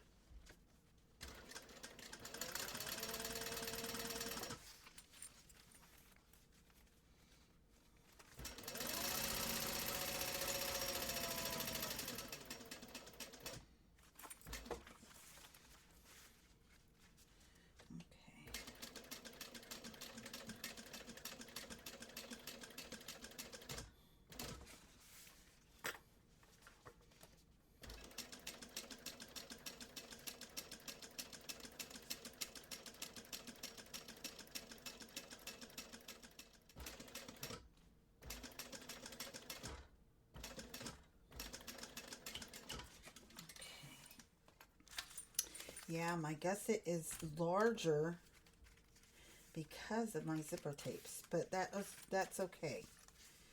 Okay, because my gusset is the same size all the way around. Okay. And the circumference of the gusset is the same exact size that is needed in the pattern, so I'm okay with that. So now I'm on step 31, and take piece B, which is my pocket exterior, and the gusset, and mark the center points. Okay, so let's mark our center points first. Let me get a better pair of scissors.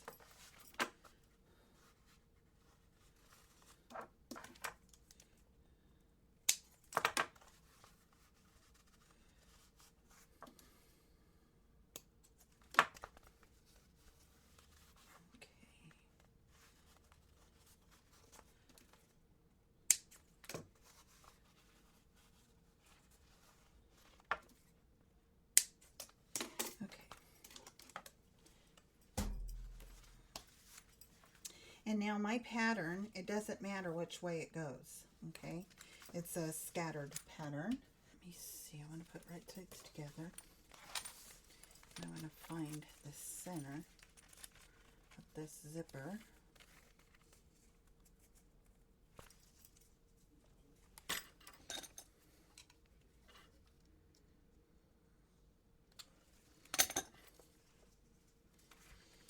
Okay, and I want to put right sides together. Okay, so this goes on the exterior portion. I'm trying to figure out, maybe it's on there and I'm just not seeing it because I have two, okay? I want this to be backpack side out and this to be my pocket. So, I believe, let me see. Let me clip it and then we'll go from there. But let me clip it first.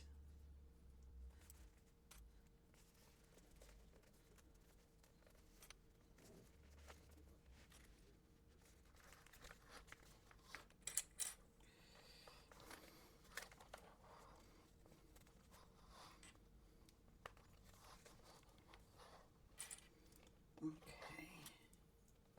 And you can see how that measurement came out just right. Okay. So now, let me clip these out of the way. Okay, so now I'm going to sew it using a 1/8 inch seam allowance. Actually, we'll take that one off.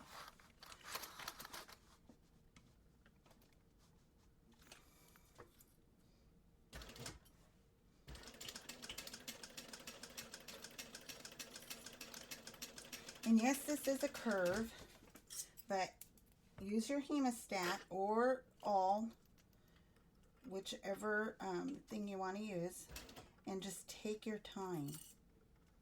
Just take your time around these corners.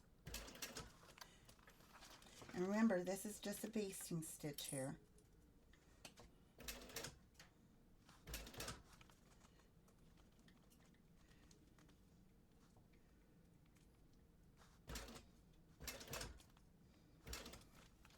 And sometimes you just go step by step.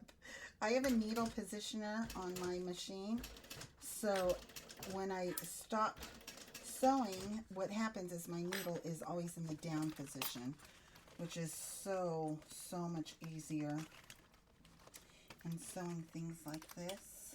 Now, I have a needle positioner for my machine, which means that every single time I stop, my needle goes into the down position so that it is inserted into my fabric. So when I lift my presser foot to turn my pattern, my fabric, my needle is in the same position because it's holding it down.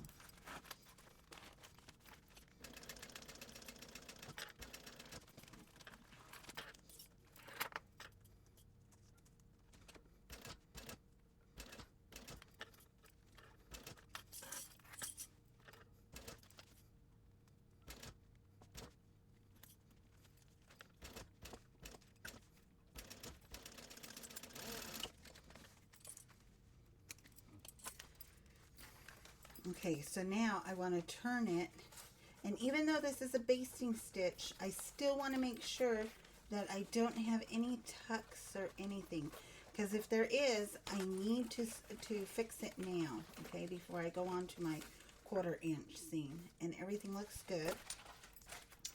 Okay, so let me pin this again.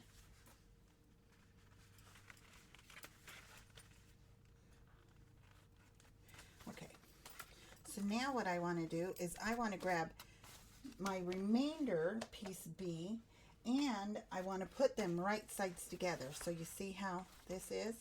First of all, I want to find the centers.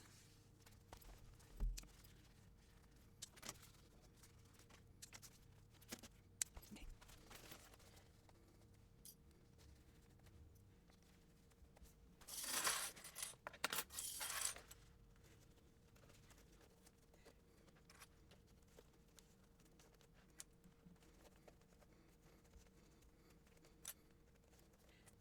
Okay, and you can see that my sides matched up right there as well.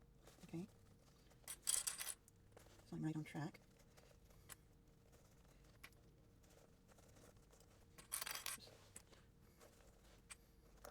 Okay, now this is my top, this is the bottom.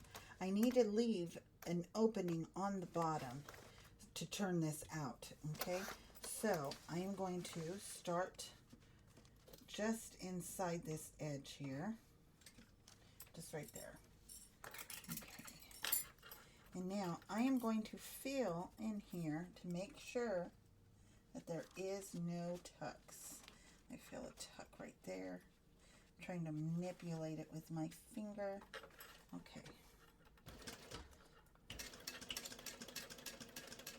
And now I'm sewing with a 1/4 inch seam allowance.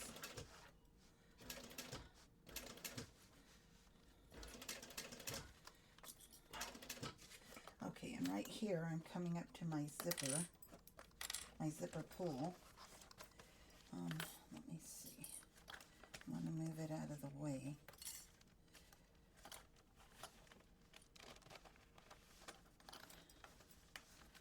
Okay.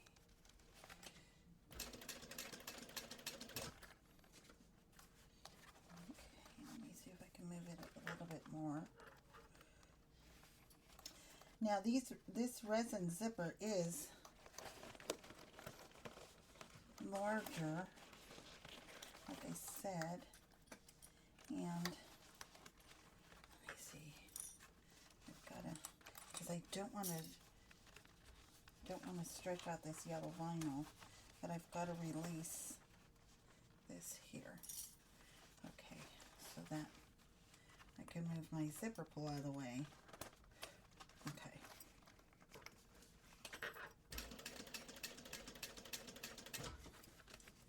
Okay, now I can move it back down. And one good thing about these zipper pulls being reversible, you can have the zipper pull go to the other side and then go down. Okay, just like that.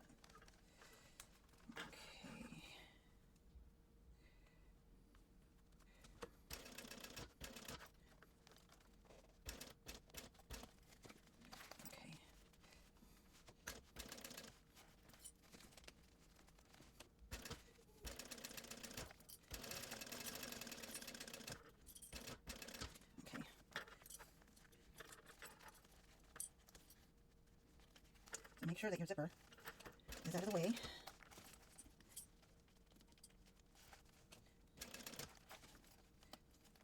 me move the zipper.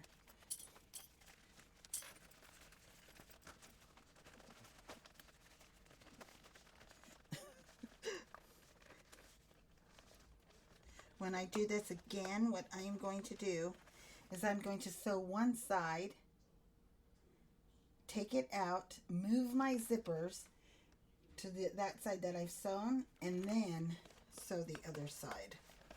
Because these zippers are really huge, and this resin zipper tape is really huge as well.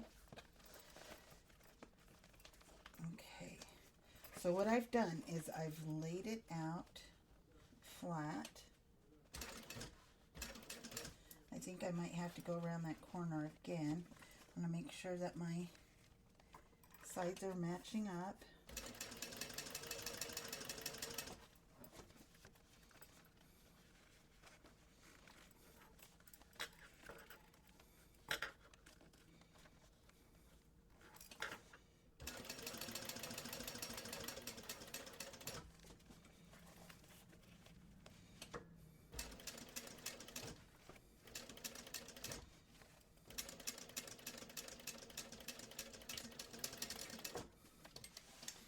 Okay.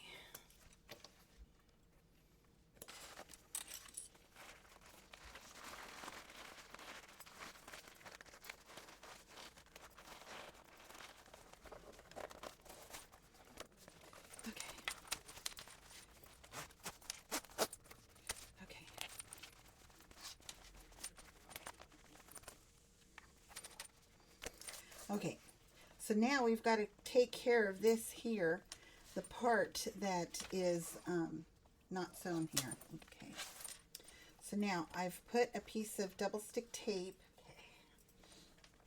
Okay, now I want to remove that tape and then tape this down right where I want it.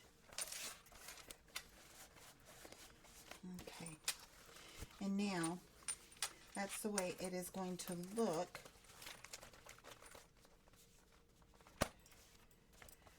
Ay, ay, ay. Okay, so now let me think about this.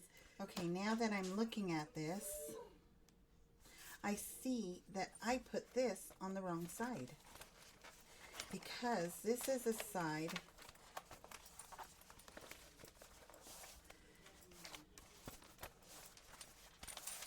that I'm wanting to show from my backpack. Okay, but my handle is on this side, so this is going to be the side that's showing from my backpack. Okay, well, it'll be okay. So this will be showing from my backpack. And then when these zippers are open, the zipper pull will be able to be on this side, see, as well. Okay. I think I'm okay with that.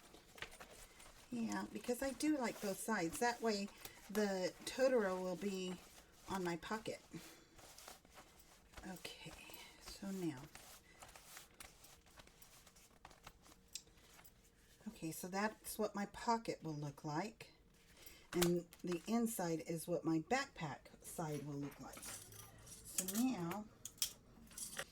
now I want to top stitch this inside of here, making sure that I catch this bottom here. I'm going to make sure that's even. Okay.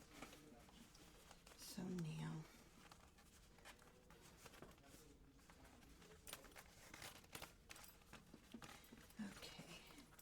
so I'm going to start at the bottom, not only to make sure, that I'm catching that, but I want the better top stitching to be on my backpack side.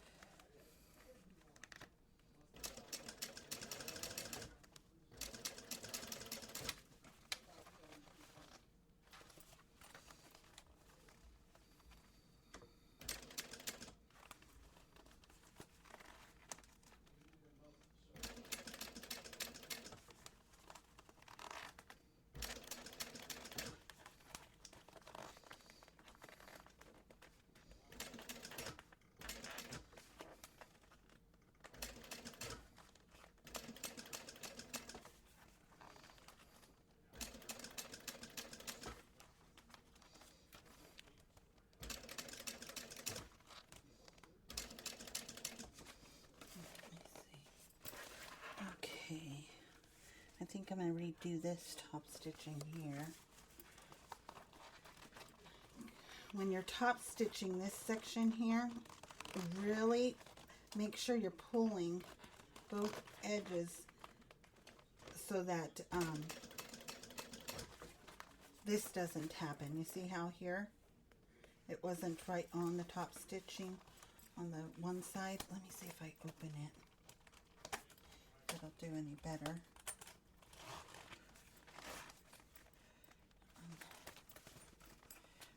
Oh, it will. Okay, so open up your zipper when you're top stitching this section.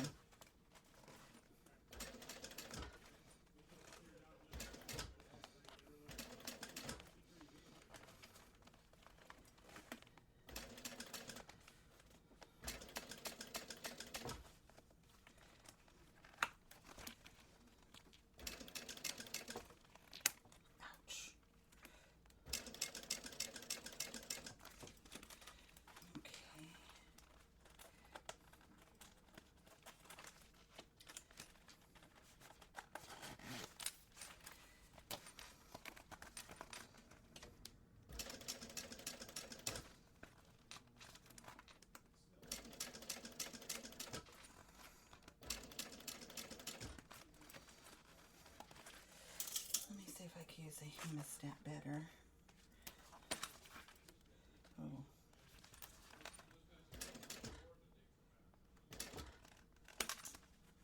Well, I'm afraid I'm going to wind up messing up that zipper.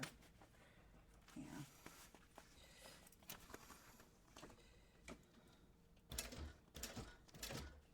And just go one, even if you go one step at a time around this corner.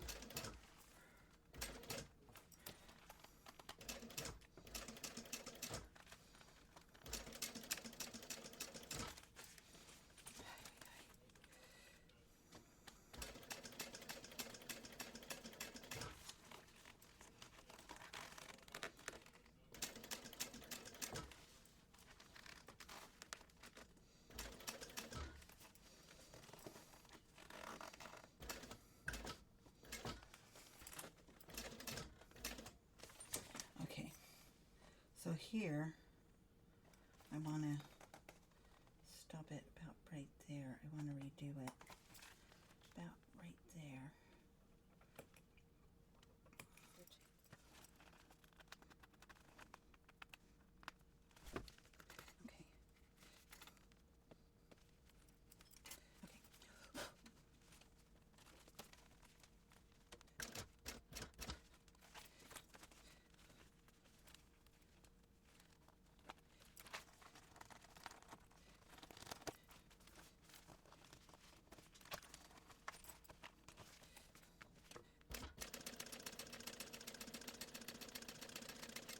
Okay.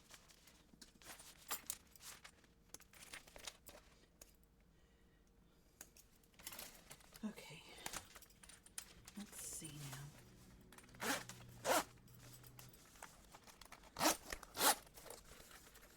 Okay, so this will be my pocket when it's all contained inside of itself. And then this side will be my backpack. Okay, and I kind of like that because my zipper on my backpack is a regular number 5 zipper. So now we're ready to go on to the next step. So this will be like this. Yeah, I think that's okay. Because I wanted it like this at first, but I kind of like that. It was a happy mistake, I guess. So that'll be like that.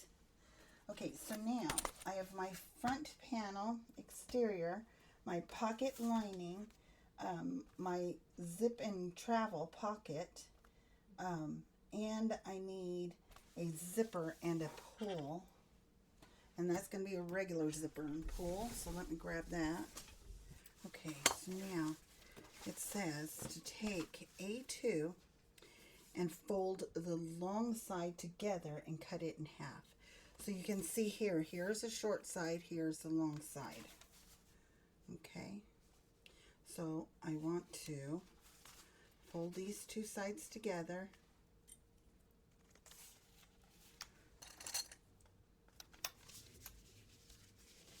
And cut it in half.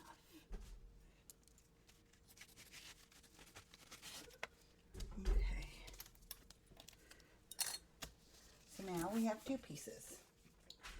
So now I've marked it correctly on there. It's the top box. Okay, now I want to put it, let me move this out of the way. Okay, and now I've got to mark this portion. I want to get the measurement and mark it from the top down. Okay, I've marked right here where my thing is supposed to go. And so now I want to get my centers. I might as well get all four centers while I'm here doing this.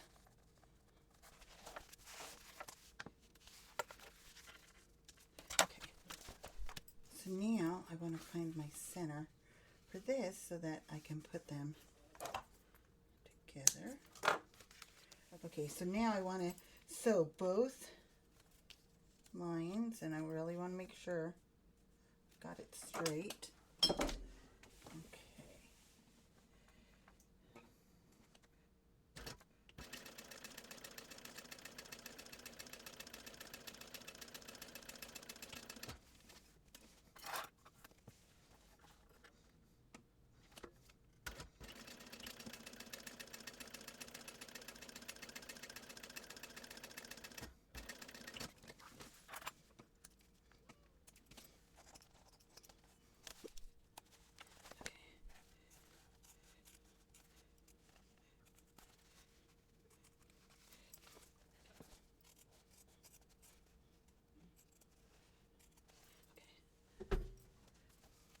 Now I want to turn my pocket to the inside.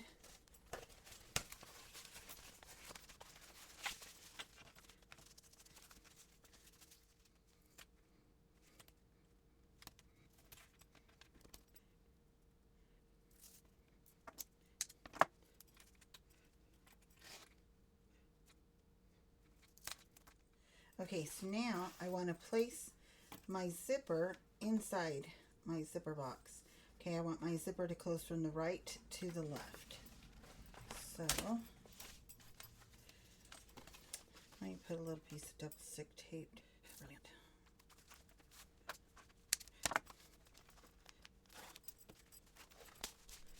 Okay.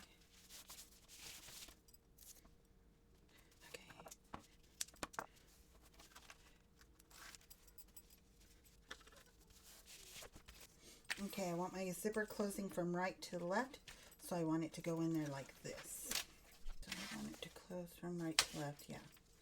Making sure I'm going the right way. Okay.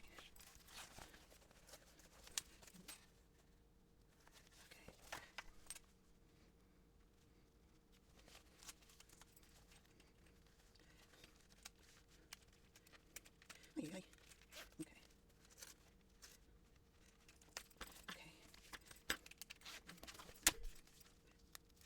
Okay.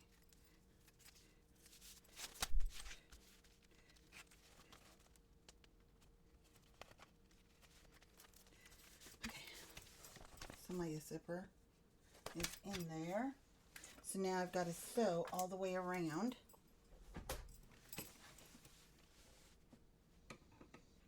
And again, I'm going to pull my threads to the back.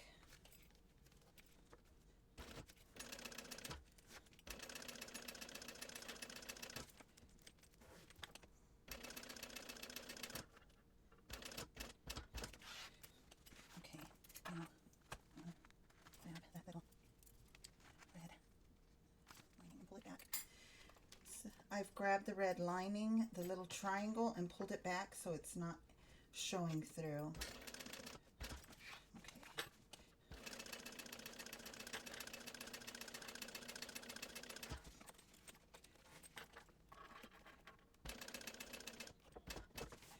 now I'm going to do the same thing to this side. Grab my red triangle.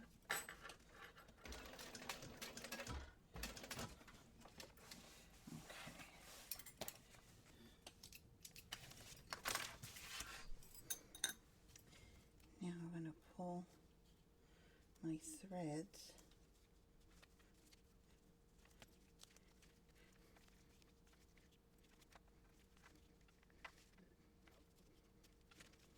Okay.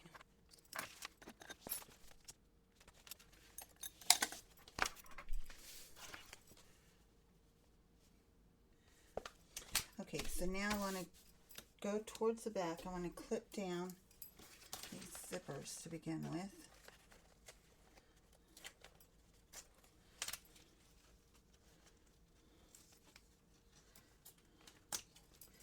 Okay. From the ends.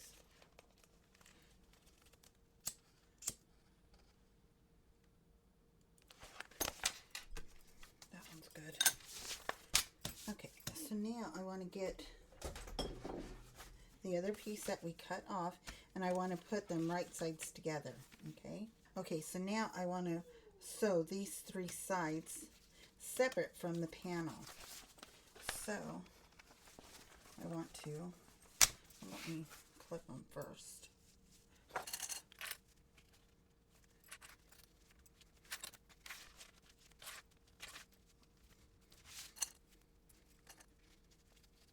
Okay, so we're going to leave the bottom open. So now this seam allowance is 5/8 of an inch. And I want to catch these triangles in the seam as well, because that reinforces that corner.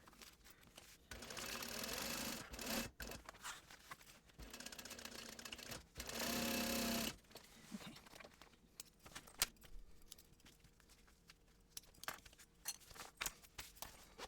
Okay, so now if you have a logo tag, you can put that right here in the center, okay? Or up here is where she's showing it. Okay, so now we're ready to attach our pocket to our front panel. Mark this very carefully. Okay, you can see how I've marked that. And we don't need any clips for this next portion. Okay, so my pocket is out of the way. Now I've got to grab my zipper pocket. I want to unzip it. And now if you did the handle is going to go on the inside, okay? So you should not see the handle. I'm going to actually clip the handle to the zipper portion to make sure that that doesn't get in the way. So now I want to mark my center points. So here's one.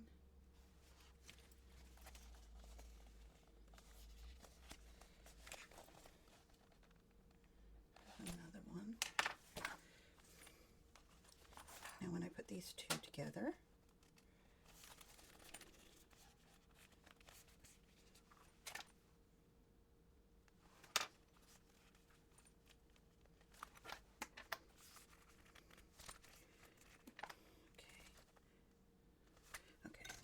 I'm going to use this, and I am going to put it right on the edge. Okay.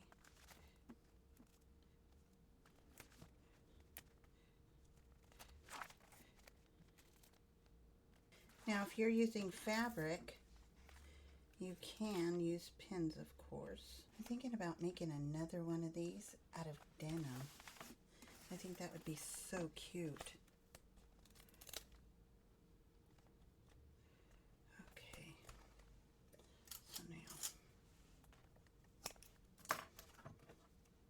Okay, so now it's all the way around.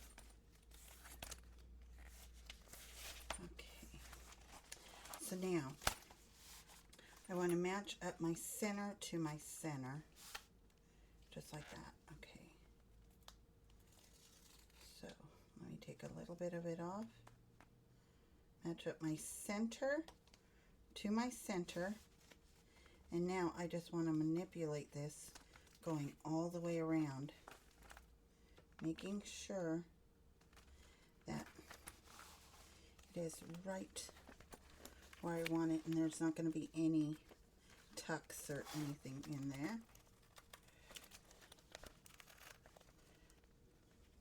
And only let go of a little bit of tape at a time so that you can control it.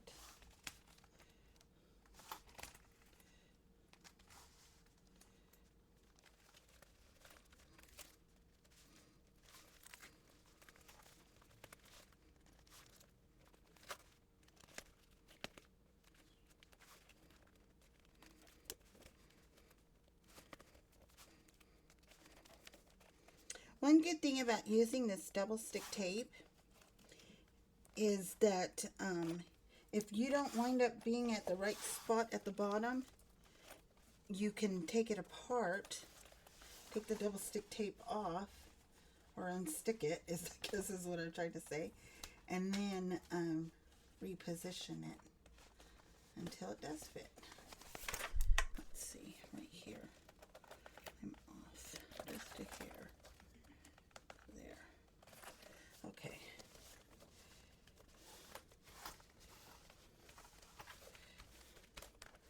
Okay. Now let me take a look at it before I sew it up.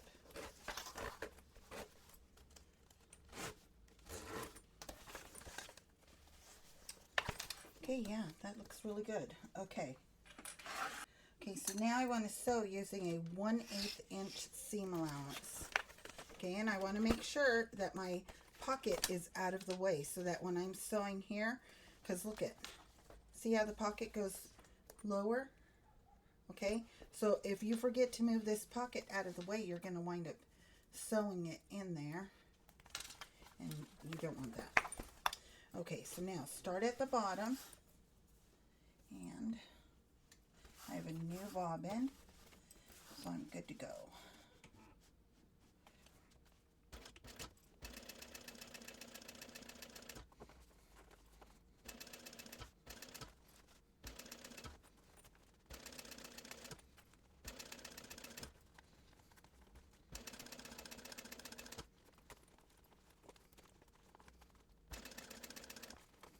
Let me unzip these. They may be easier. Okay.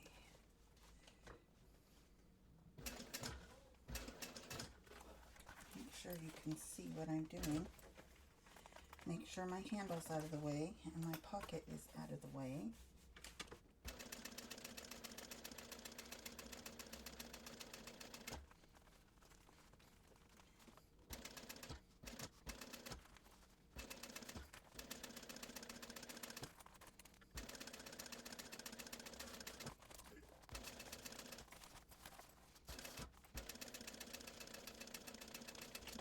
Okay. Okay. Okay. Okay, that looks good. Okay, I'm happy with it.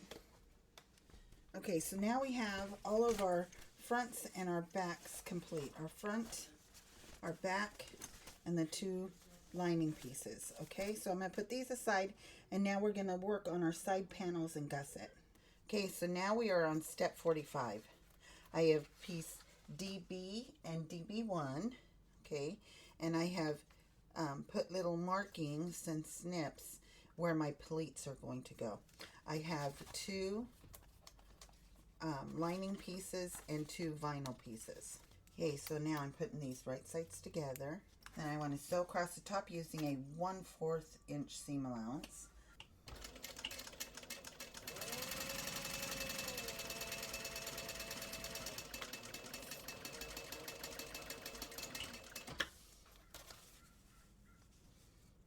And make sure the side that you're sewing is the side that is opposite to your markings, because this is our top, and where our pleats are going to go are the bottom.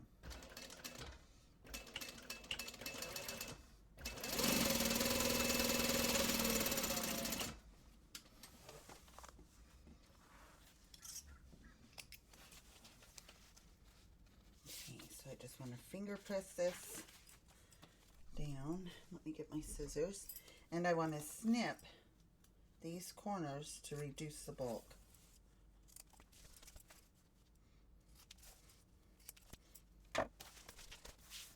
Now I want to turn this to the right side.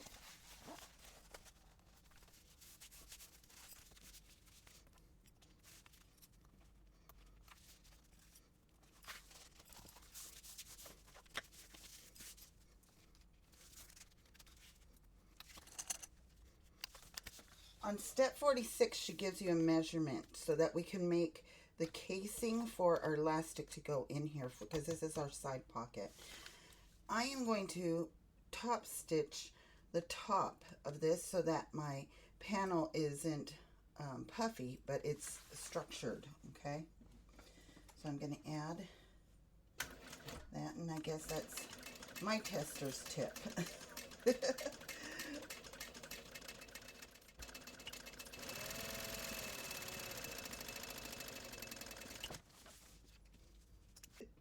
Okay, so now we are in the second part of step 46. I have made the marking here, and you will find that measurement in step 46. You measure it from the bottom down. Now I'm going to sew across that marking and then baste all the other 3 edges. We are not going to baste here because that's where our casing needs to go, our elastic.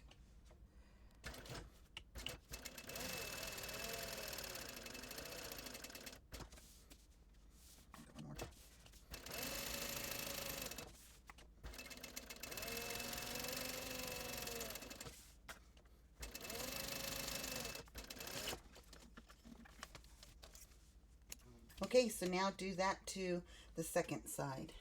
Okay, so now I am ready for my elastic. Now, don't cut your elastic to the size, okay? You're going to leave it on your roll. I have a waistband elastic here. So now, I have a Tunisian crochet hook here. And you can either use that or you can use a bodkin. I have one in at my other sewing table.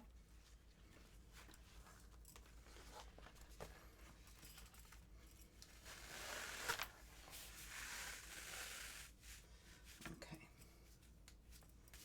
Now I want to cut this side off where I made that cut because that is a weak point in the elastic. So now I want to pull it all the way through. Take the measurement that my elastic is supposed to be and mark that. Okay, and there's my marking there. So now I can back this up so that this edge is right at that point, because now I'm going to sew it, but I want to make sure that I'm not going to push it all the way in, or else I'm defeating my purpose. Okay, so now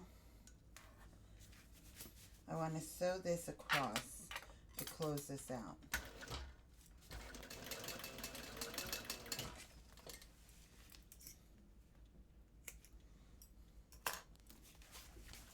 Okay, so now I want to pull this till I see my line, okay? My line is right there.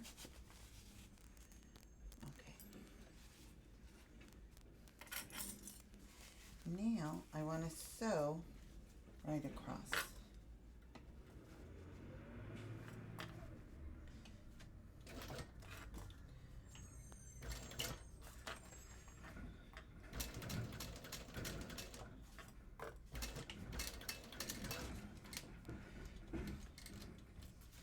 Today is trash day, so that's what all the noise is outside. If you can hear it. Okay. And now I'm okay to cut it.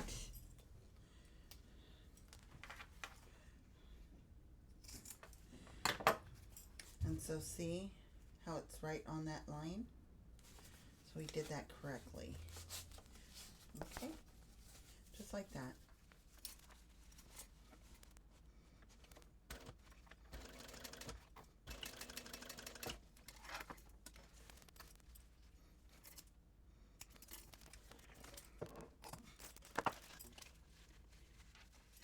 Okay, now I have piece DA, which is the side panel, and you should have 2 exteriors and 2 interiors for the lining. So I want to take my 2 exteriors. Let me put all this stuff aside. I'm going to show you how to do one of them, and then you can do the other one as well. Okay, I'm trying to move this to the center so that the gathers are in the center. So now I want to find my centers.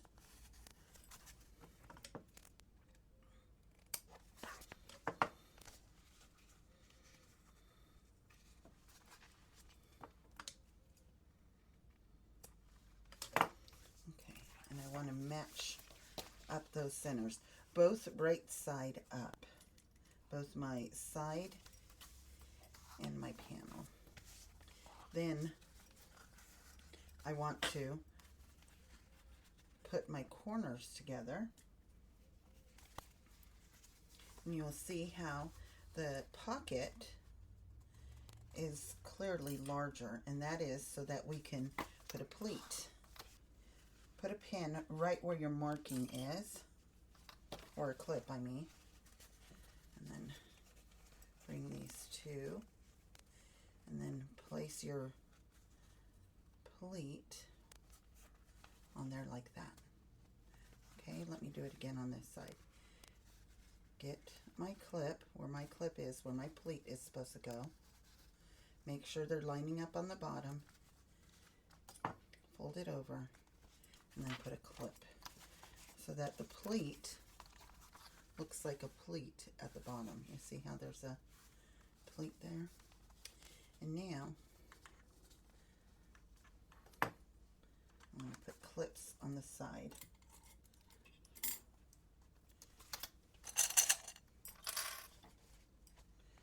Let me trim these threads.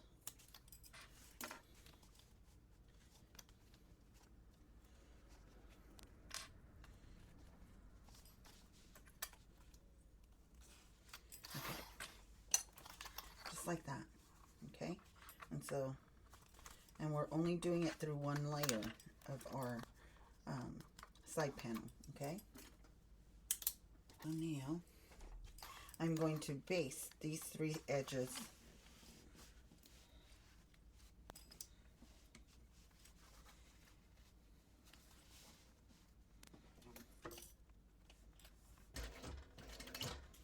And what I'm going to do is I'm going to pull this here just gently so that it's not bunched up like that, okay? Because I want it to be right on there like that. Okay, my machine did not like me pulling on that. Let's try this again. Okay, try it again.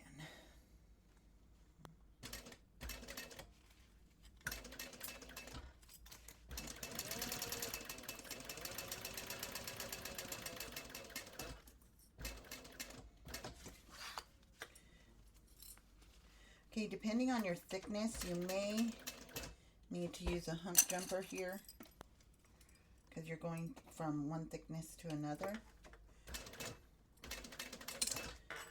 Remember the tester's tip that to save your sample of your thickness, you know how in the beginning you get your fabrics and you put them together to make sure that your machine will be able to go through it. You can use that if you do not have a hump jumper. Okay.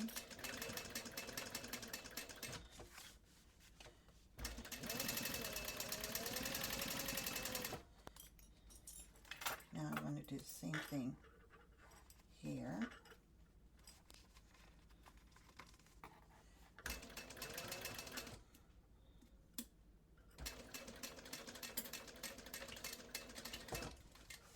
Okay.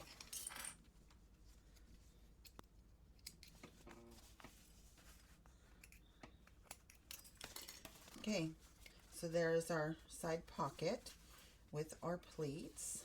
Okay, and so now I'm going to do the same thing to the next one, and then I'll be back. Okay, so now they're both done. Now let's go on to the next step, which is our zipper tabs. So let me set that aside.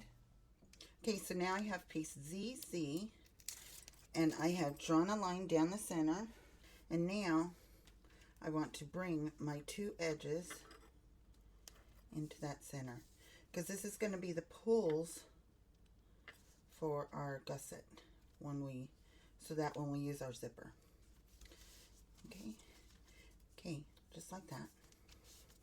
Now I want to fold it in half like this.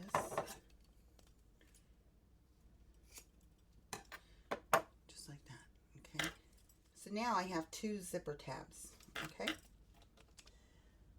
So now we're going to put these aside, but I'm going to put a clip in them so I don't lose them. Okay, so now I need to get piece D, and I'm going to remember this time to use that tester's tip and cut my zipper a little longer. So now I want to put, first I'll burn my edges.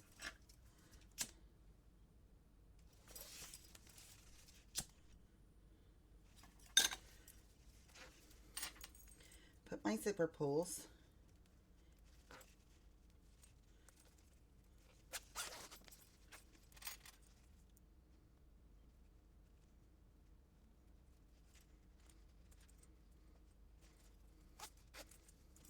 So I have my zipper pulls in there. I'm going to put a clip at the end. So I have my exterior piece. Okay. And I'm going to add this, clip it across the top, and then baste it on. And this is right sides together here.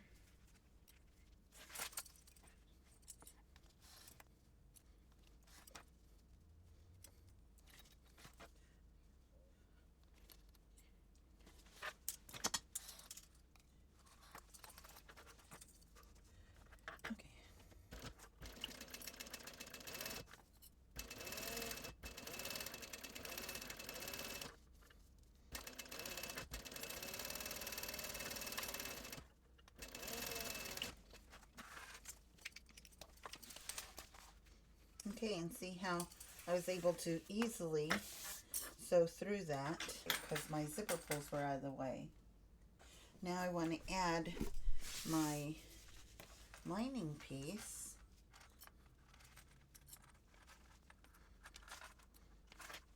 And you can also use double stick tape here if you'd like. I'm not going to use a zipper foot. I'm just going to use my standard foot with this one and use a 1/4 inch seam allowance because that's what she's calling for in the pattern.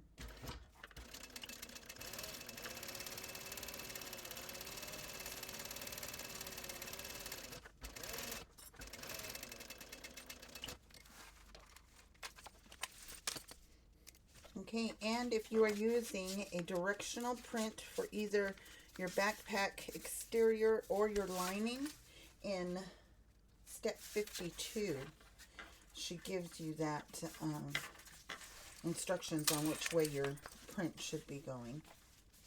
So you want to take note of that.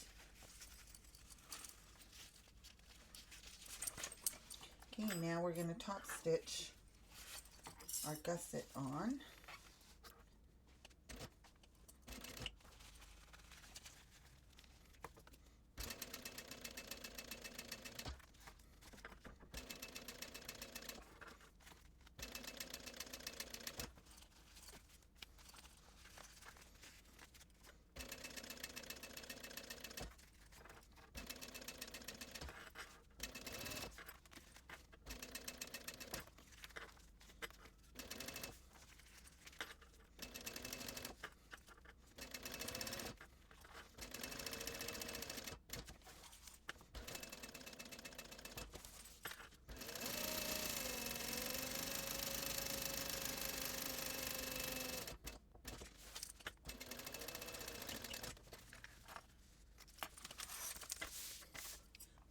Okay, so now I want to do this same thing to the other side.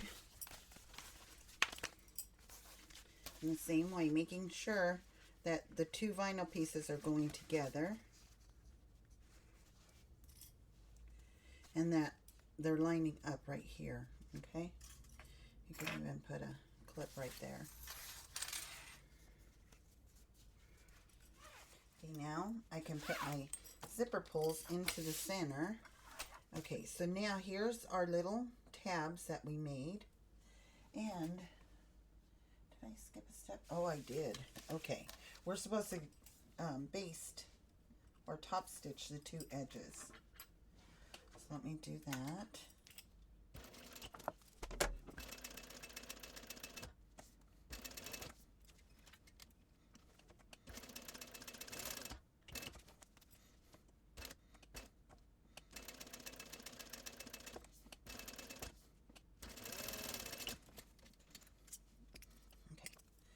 Much better. Okay, so now I want to make sure that I'm putting wrong sides together on these little tabs. Just like that. Now, I want to place it here, and I want to have a small overhang. Just like that. Okay, let me put it on there a little bit more straight. Okay, just like that. Let me do the same thing to this side.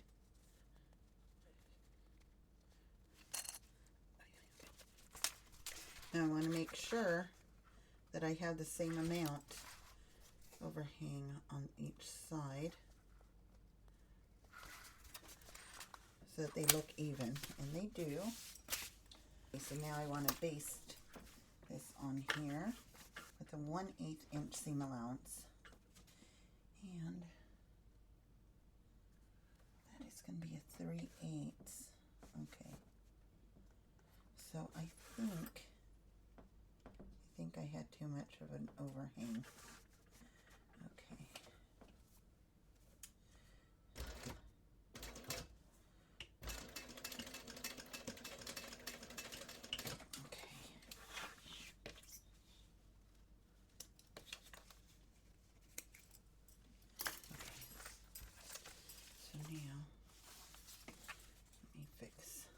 Overhang on this side.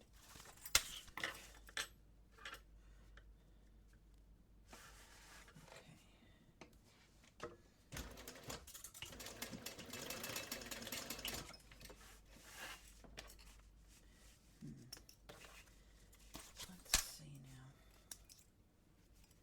Now I want to grab my side panels. I want to sew this on here so that my pocket is like this. Okay, so I want to put it right sides together, and you should be just seeing your single vinyl. If you're looking at the pleated side, you've got it upside down. Okay.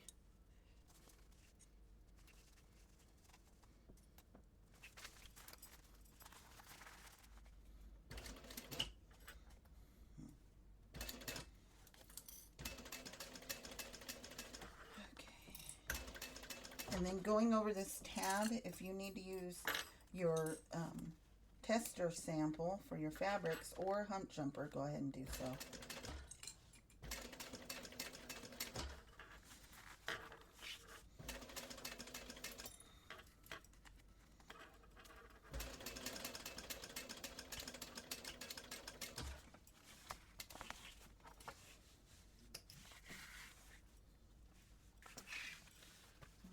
Just like that. So when you're looking at it, you should see your little tab, and it should be fully enclosed in there, and then your pocket right here. Okay? So now I'm going to do the same thing to this side.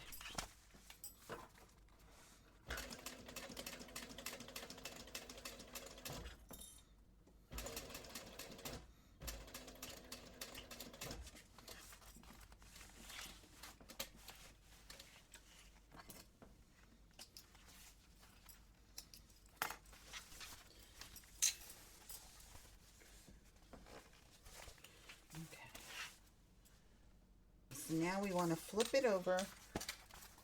We're on step 59.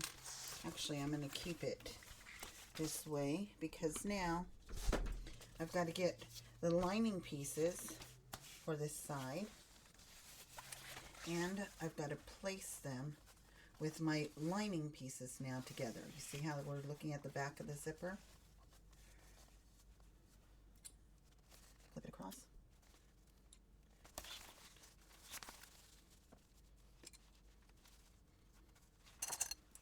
Now I want to sew this with a 3/8 inch seam allowance.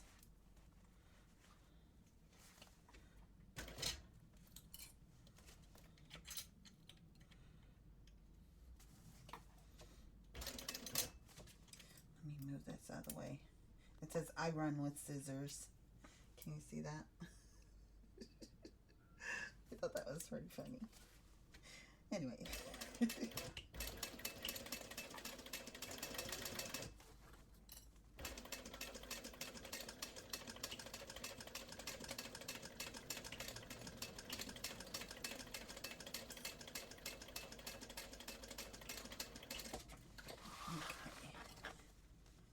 And I backstitched over that tab there in my zipper. So that's really supported there. Now to do the other side.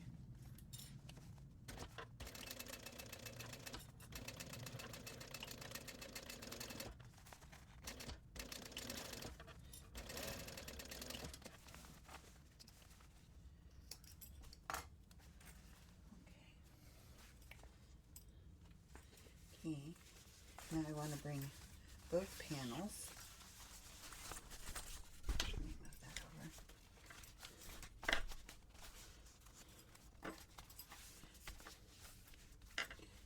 Now I'm going to baste and top stitch all the way around.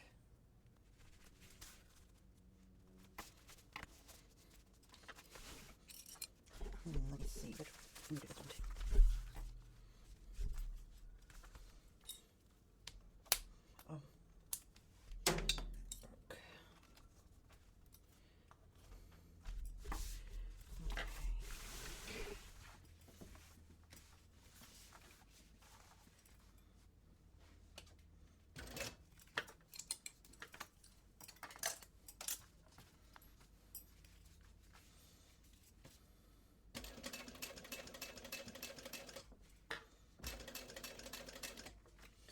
Right here, you may need a hump jumper to go over here because you do not want any skip stitches, especially for your top stitching. And you can use it for this side as well.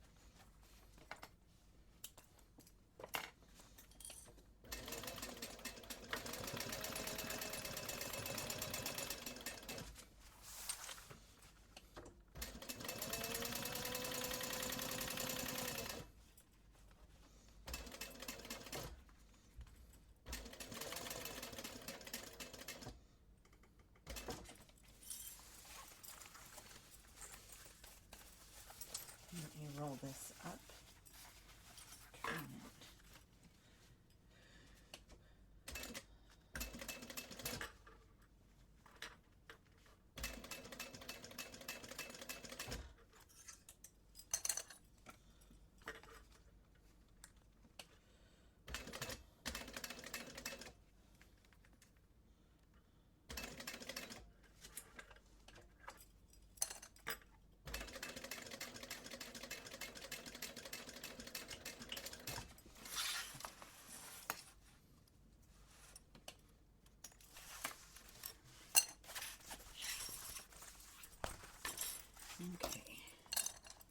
Okay, so there's my gusset, and it is complete. I have the little tabs there.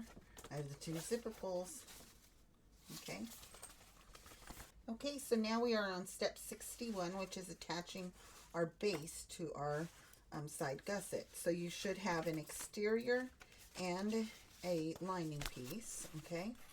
So we're going to do the same thing. We're going to put our exterior to our exterior and our lining to our lining.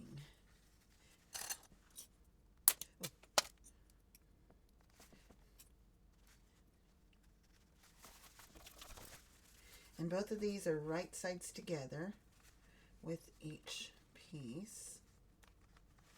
Okay, so right side to right side to right side. And I want to do it on both sides.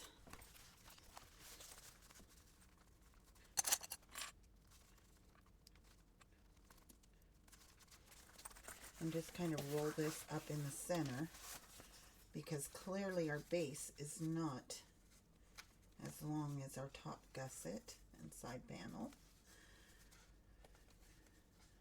Okay, so it should look like this. You should have your base exterior on one side, right side together with your exterior, and then your lining right side together. Okay, so now we're going to sew using a 3/8 inch seam allowance.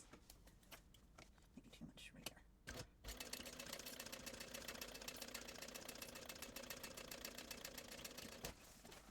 Okay.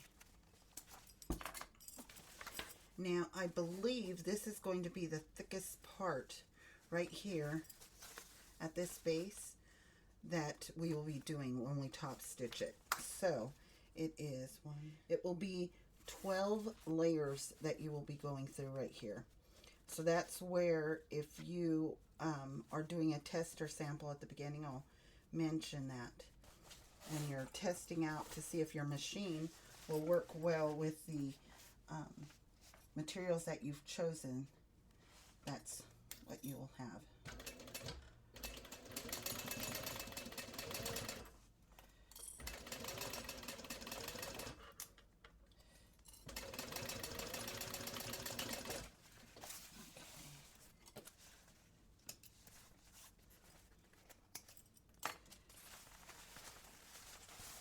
And then turn it out to the right side.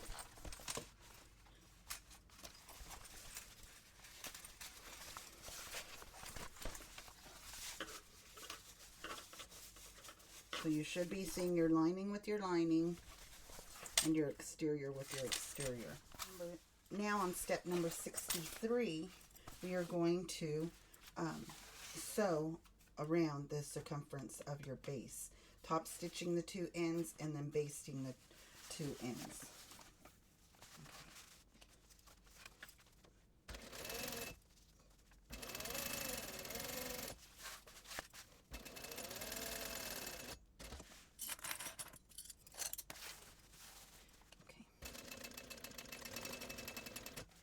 Now I am using an industrial sewing machine, so it'll go through this quite easily. But if you are using especially a domestic machine, go carefully across this edge here.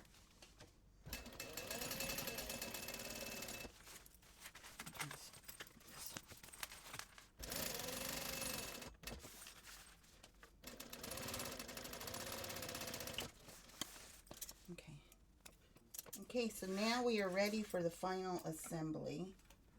And did I run out of bobbin?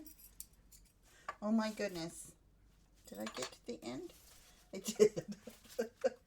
Yeah, I did. Okay, that was very fortunate. So I'm actually going to fill my bobbins and then I will be right back. Now, if you're going to bind this bag, what you're going to do is you're going to take your front panel and one of your lining panels, sew it all the way around so that it is one piece. And you're sewing it wrong sides together, okay? And then you will sew it to your gusset and then you will bind it, okay? But we are going to birth this bag. So I need my exterior front, okay? I'm going to open up my zipper so you see how this pocket is open. Okay, so now what I want to do is I want to grab this. I already have my centers marked on here. So now, this here, I've got to find my centers. This red and yellow reminds me of McDonald's.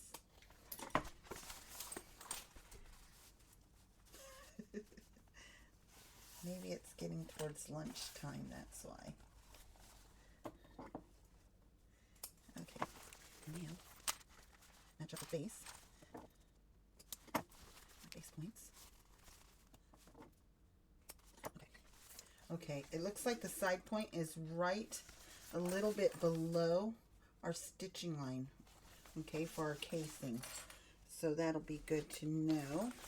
Okay, I want to put right sides together, making sure my top, where my zipper is, the portion of my gusset, is being attached to the top of my panel.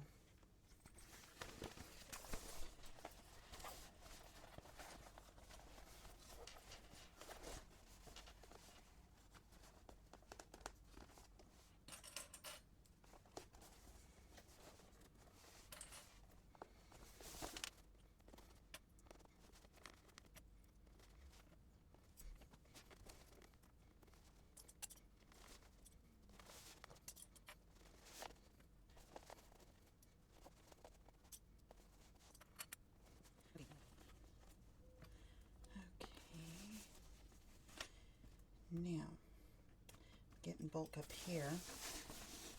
Okay, let me go on this side.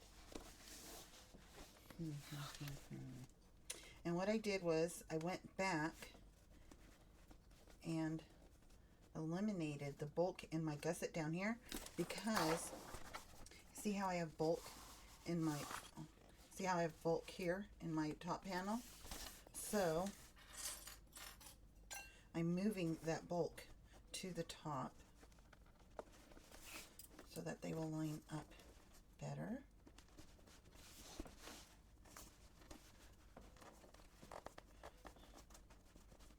And right here at this corner, I'm going to put a snip right there before I sew it. So see the excess that we have on the gusset? That'll go to the bulk to the top to help us out with that.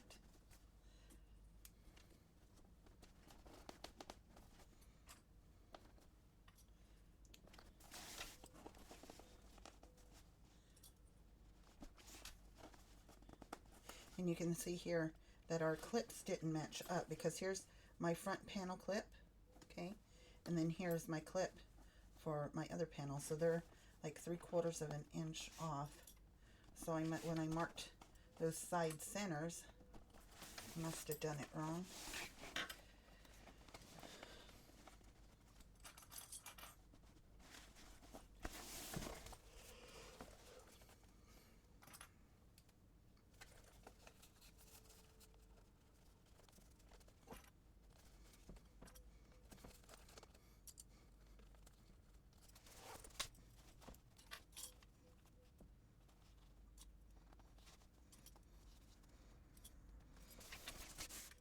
Okay, so now I am going to sew this. Let's see, I'm going to sew it gusset up, and I'm going to sew it at 1/4 of an inch seam allowance, because when I go to sew my lining portion on, I'm going to use a 3/8 inch seam allowance. Okay, so now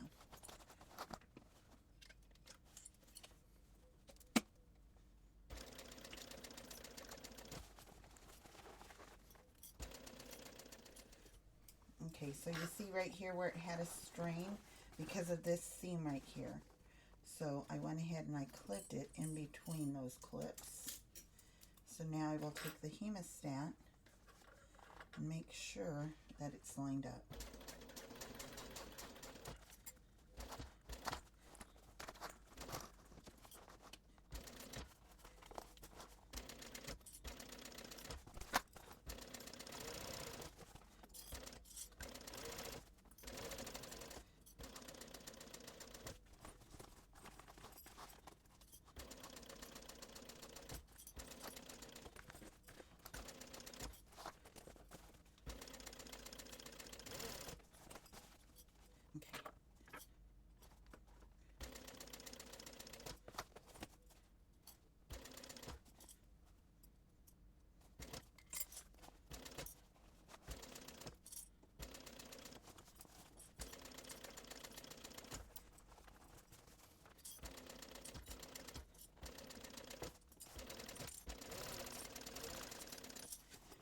Okay, so right here, I want to clip again to relieve stress in between these clips.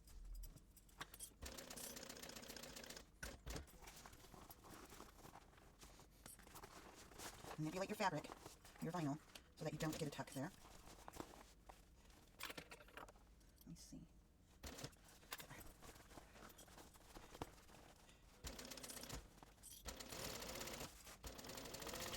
Okay, now take a look at it. Because if there are any tucks, we've got to fix them before we sew our final one. Because since I'm using vinyl, I can't just go back and sew it again.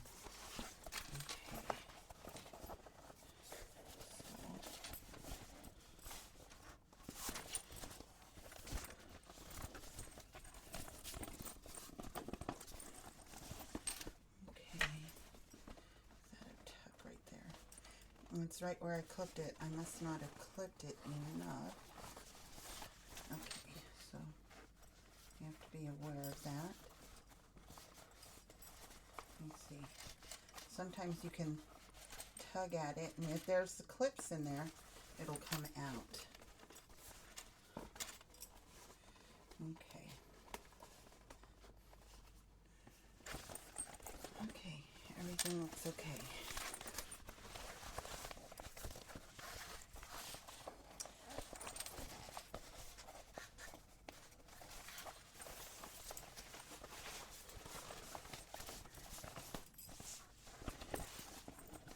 Now this is where if you were binding it, you would have had this sewn wrong sides together with your exterior, and it would have been sewn on as one piece. And then from here you would just put binding around this edge here, okay? But we are not binding this bag. I'm going to birth this bag. So I want to put all of my pieces to the center. Try and clip it the best I can.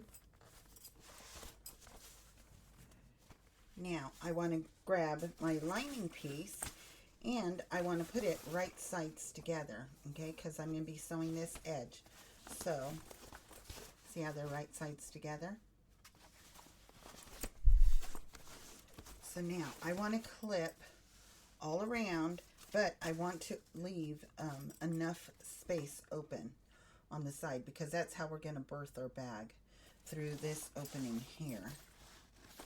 Okay, and then we will close out that end by pulling it through our pocket and sewing it up, and then we'll close up our pocket. So I want to first of all find my centers.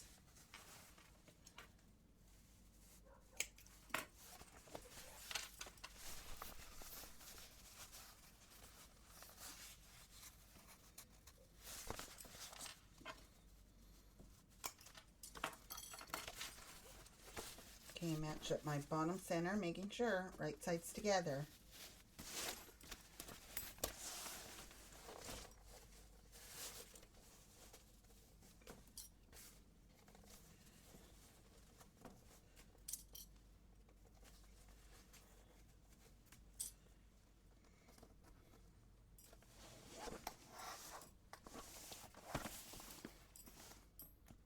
Okay, so now I want to start here, go all the way around, and then stop here, making sure that I'm leaving this open. And right here is where I was having that issue with that little tuck. So I want to make sure that I'm not going to make that tuck worse. Let me see. See how it's wanting to create a tuck right there? So let me pull it out a little bit. Okay.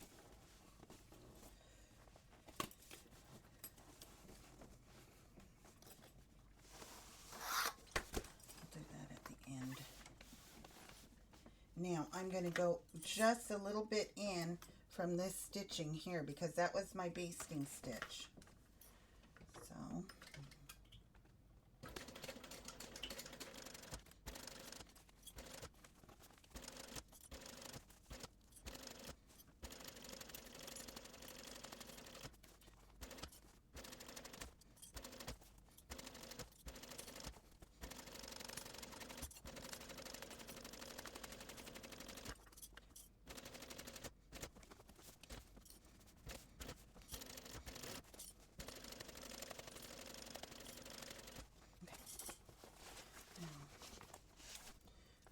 using that clip so that I can fix this here. There's that tuck. It's right there.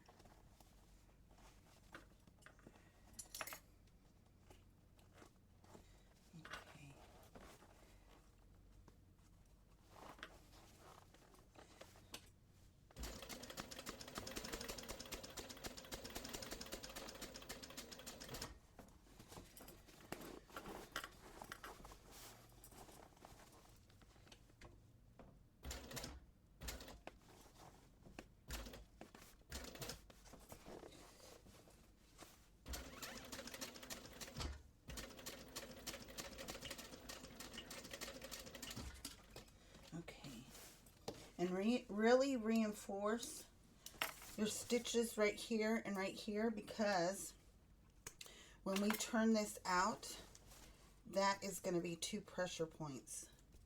Okay, so here we go. Let me look at everything first before I do this. Okay.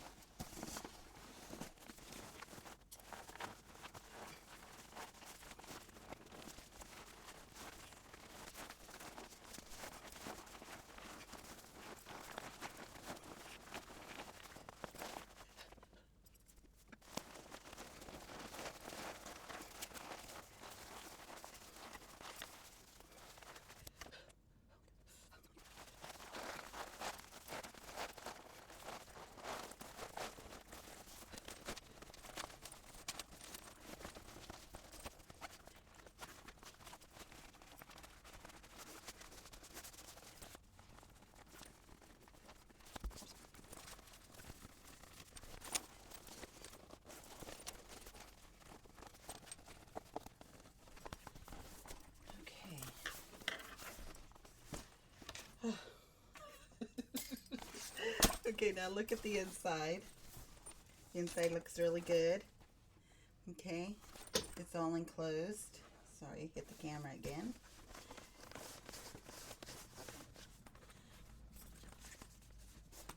Okay, so you can see that.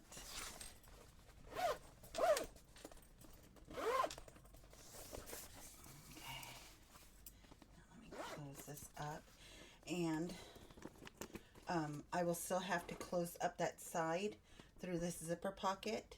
So, but before I do that, I'm going to put on the other side. Okay. The thing I really like about binding compared to birthing a bag is the structure around here. You see how this, it has, okay, whoops, let me make sure you can see it. Okay, let me put it on my lap. Okay, you see how this, it has okay structure, but if this was bound, it would be really have like bones almost inside there, like a skeleton kind of thing. And her tester tip to leave that larger opening to birth the bag really worked in my favor. Now we're going to do the same thing to the other side. So let me turn it out this way.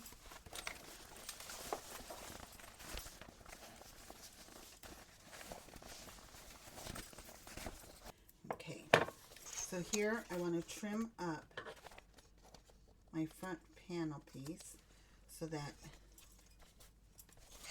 it's all one size.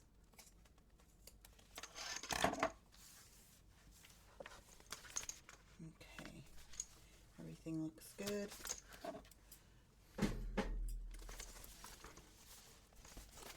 And we never closed up this pocket, did we?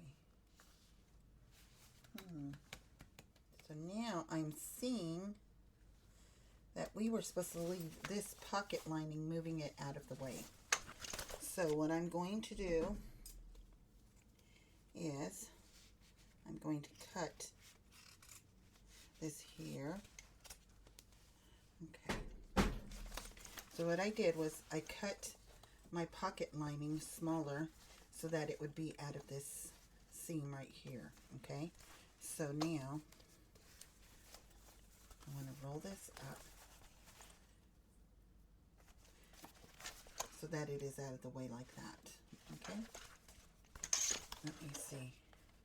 Yeah, because it's that side.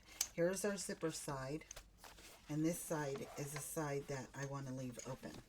You guys, look at what I did here. My seam here, when I sew this right here, it's going to be okay because this side is out of the way. But look at this side. I didn't take notice of that.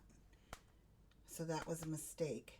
So what I'm going to have to do is, sadly, I'm going to have to take apart this top stitch here and bring it down, move this panel, this strap over, and then sew it in there again.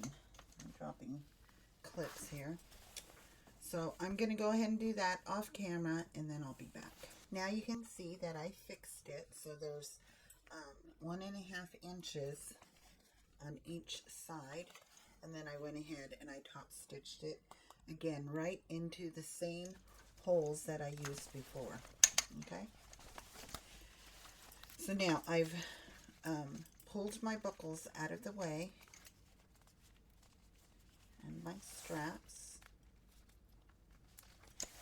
Okay, and my pocket in the back is rolled up and clipped out of the way as well. So now I am back on track. Okay, so now I've got my backpack, and I'm going to clip everything right sides together, but I'm going to first find my centers.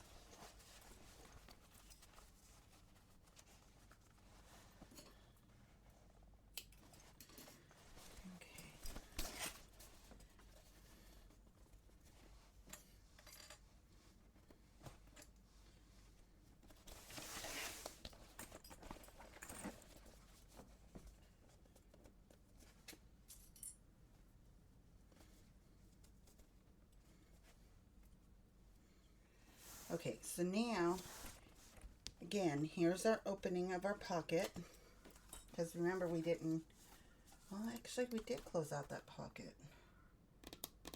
How did I close out that pocket? Let me look.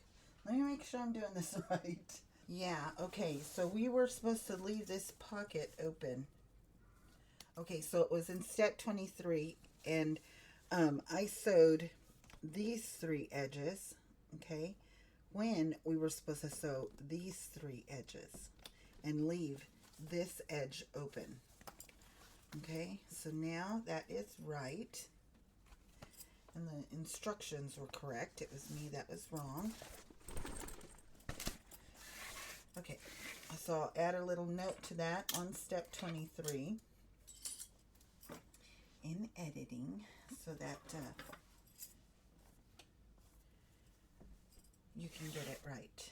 Okay, so now let me put a couple of clips here, because I'm going to start here, and I want to make sure that this doesn't move on me.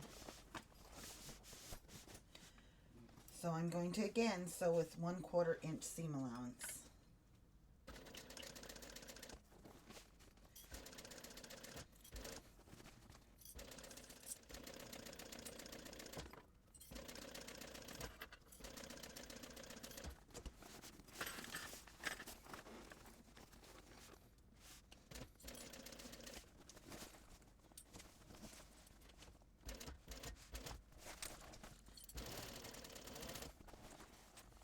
Now, right here on this side is where I want to stop and leave my piece open. I'm going to stop right here. Okay, with that. Okay, so now I need to turn it out. We're supposed to leave the lining open. not the exterior. So right here I've got to close this up too. Okay.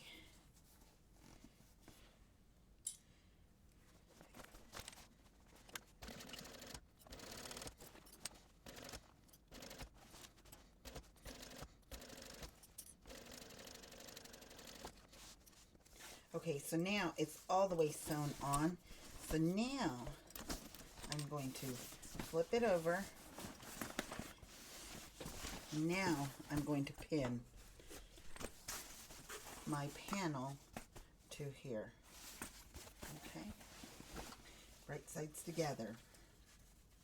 Gusset to panel.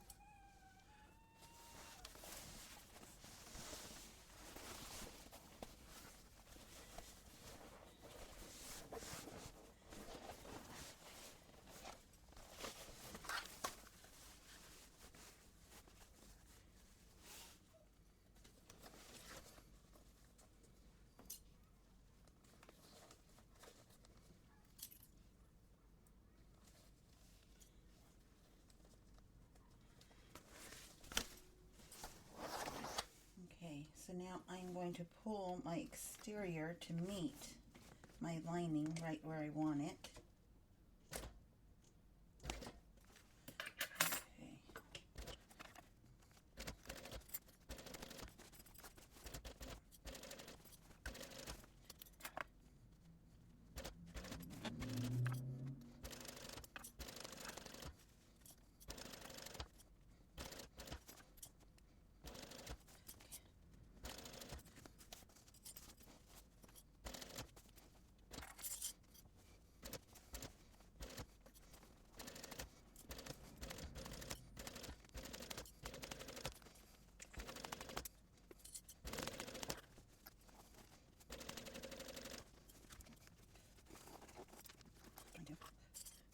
So that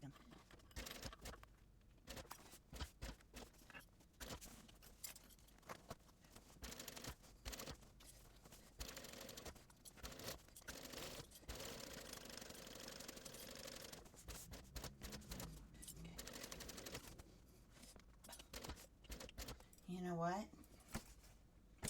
She has us leave it open at the bottom.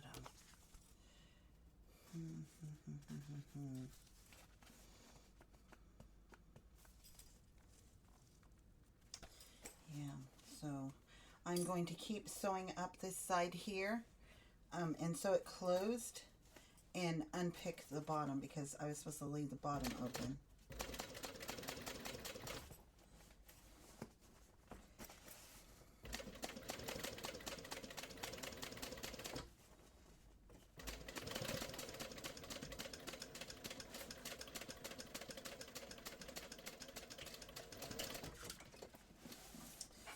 Oh my goodness, we need it. Okay, so now,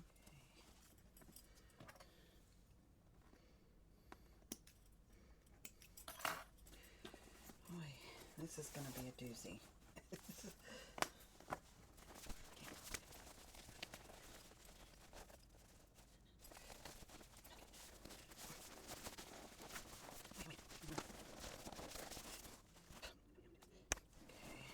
So you should have an opening on the bottom on one side and an opening on the side on the other side. So before, oh, I tore out my seam right there, but before I close up those openings, I want to turn it to the right side, which is much easier.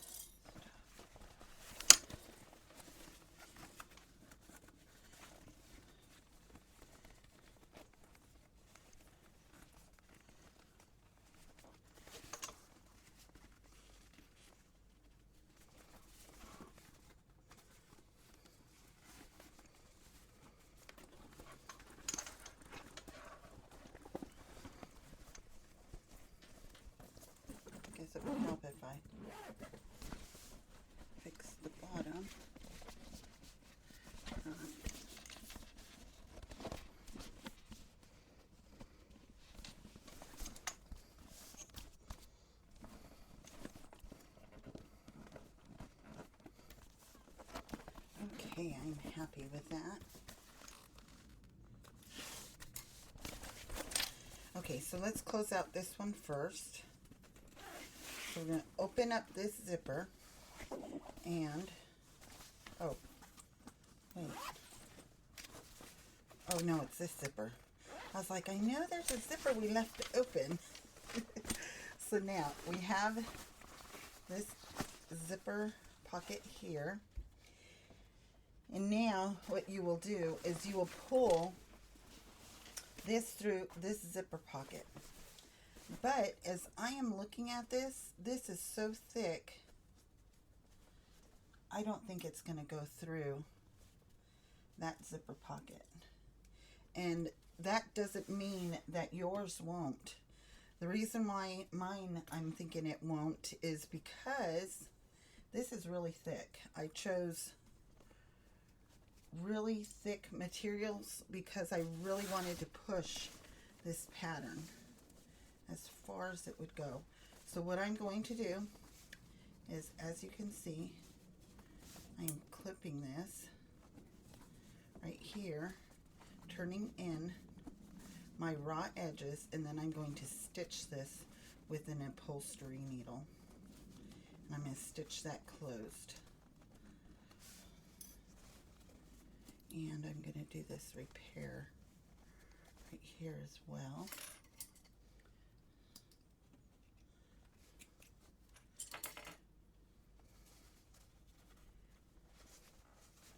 And because the exterior has already been sewn, we're just catching the lining here.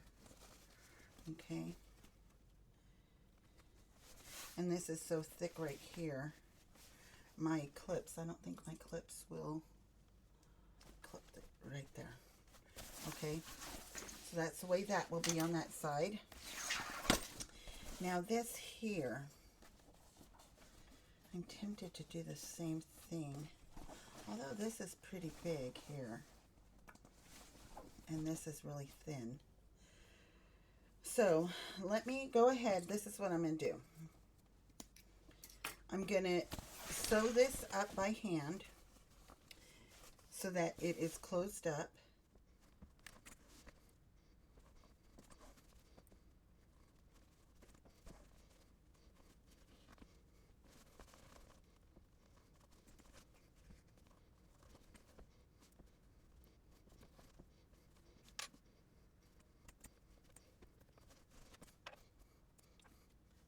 So now that is all closed up right there. Okay. And of course you're going to, if you do this, you're going to do it in the same color. You're not going to do it in rainbow thread. But I did it in rainbow thread so that you could see it, what I was doing. Okay, and so since we closed that one up by hand, we can close this up by machine. This is ready.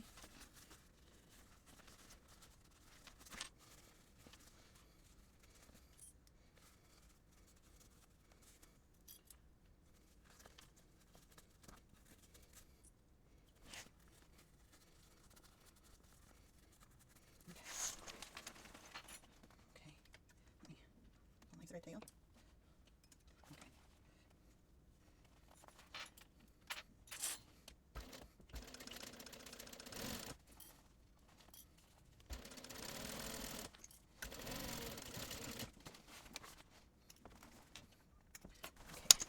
Now this pocket is complete, and this side is complete.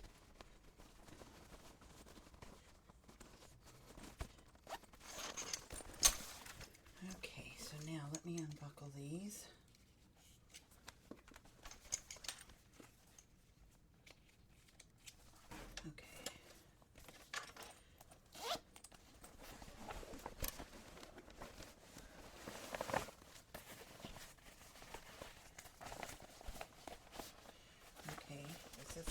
Open. Now I want to grab my bottom.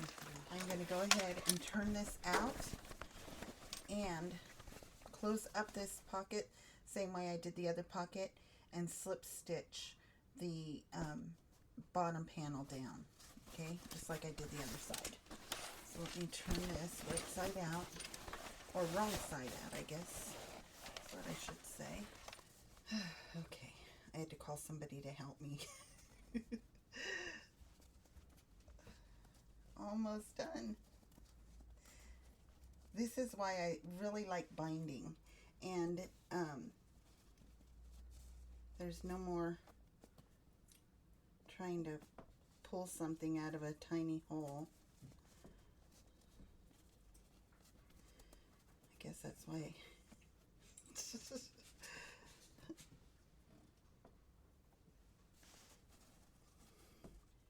Now, if you choose just closed, like I'm doing, you have to determine for yourself which way, how you're going to do these stitches.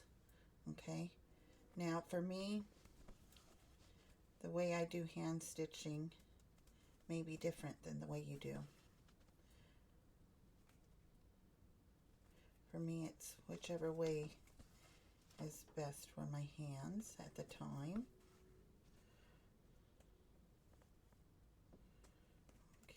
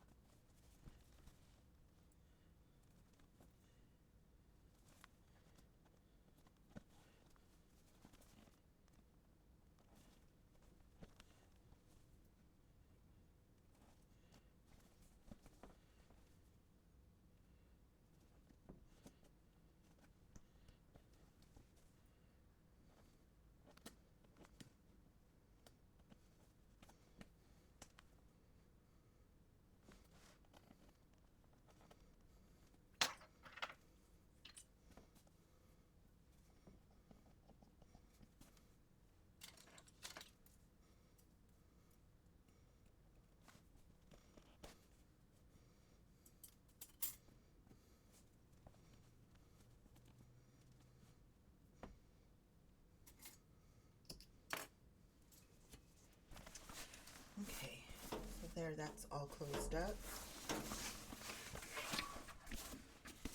And actually, let me snip this down without cutting my knot there. Okay.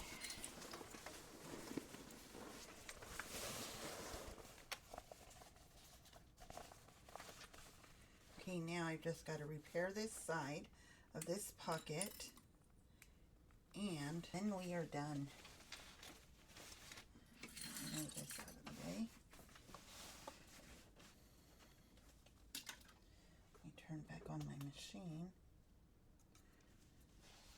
For safety, I always turn off the machine's motor if Edna is in here, because if she runs across the pedal, she's tiny, but she is heavy enough to make my machine go, and I don't want, just safety. Okay,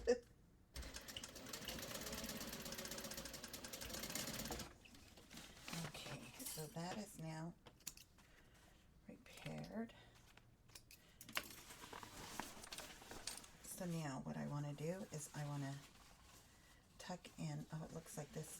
You know, when I was trying to pull that through, I was rough on these edges. So that's why. Okay. Okay. So now I'm going to move this into the inside.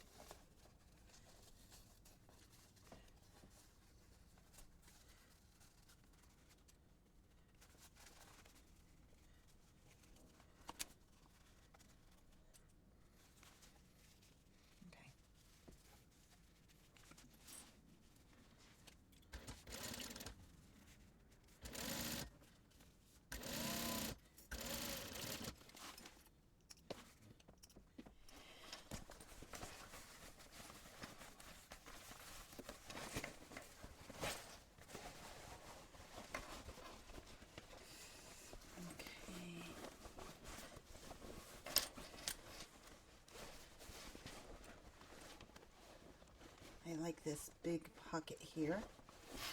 Okay. Now our backpack is complete.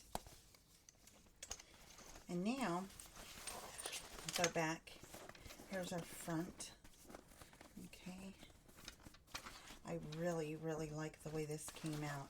Okay, so now to put this into the pocket, this is the way you'll do it. Okay. Hold this like this. Put your backpack straps here. Okay.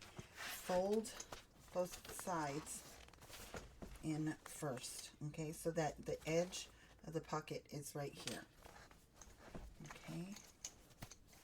Put the bulk of that in the center. Fold this one like that. It probably would have been better if I would have closed the top. Okay. Now open up the front pocket. That's why we need the reversible zipper pulls. Put this over.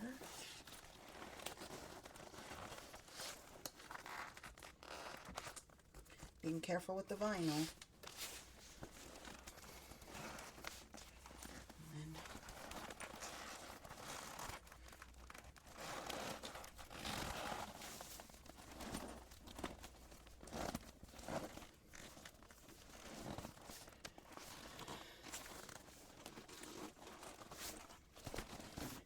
Close it up. And because we're using reversible zipper pulls, now the zipper pull is on this side, whereas when we're using it for our pocket, it is on the backpack side.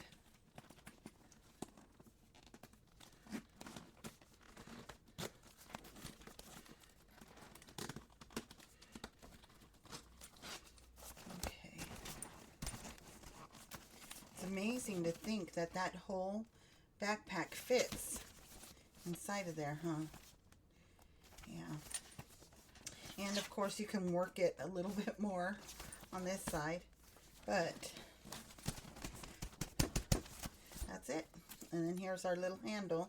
And if you want to use the other tester's tip, you would put these two zipper pulls together and then put your lobster clasp in there with the wristlet.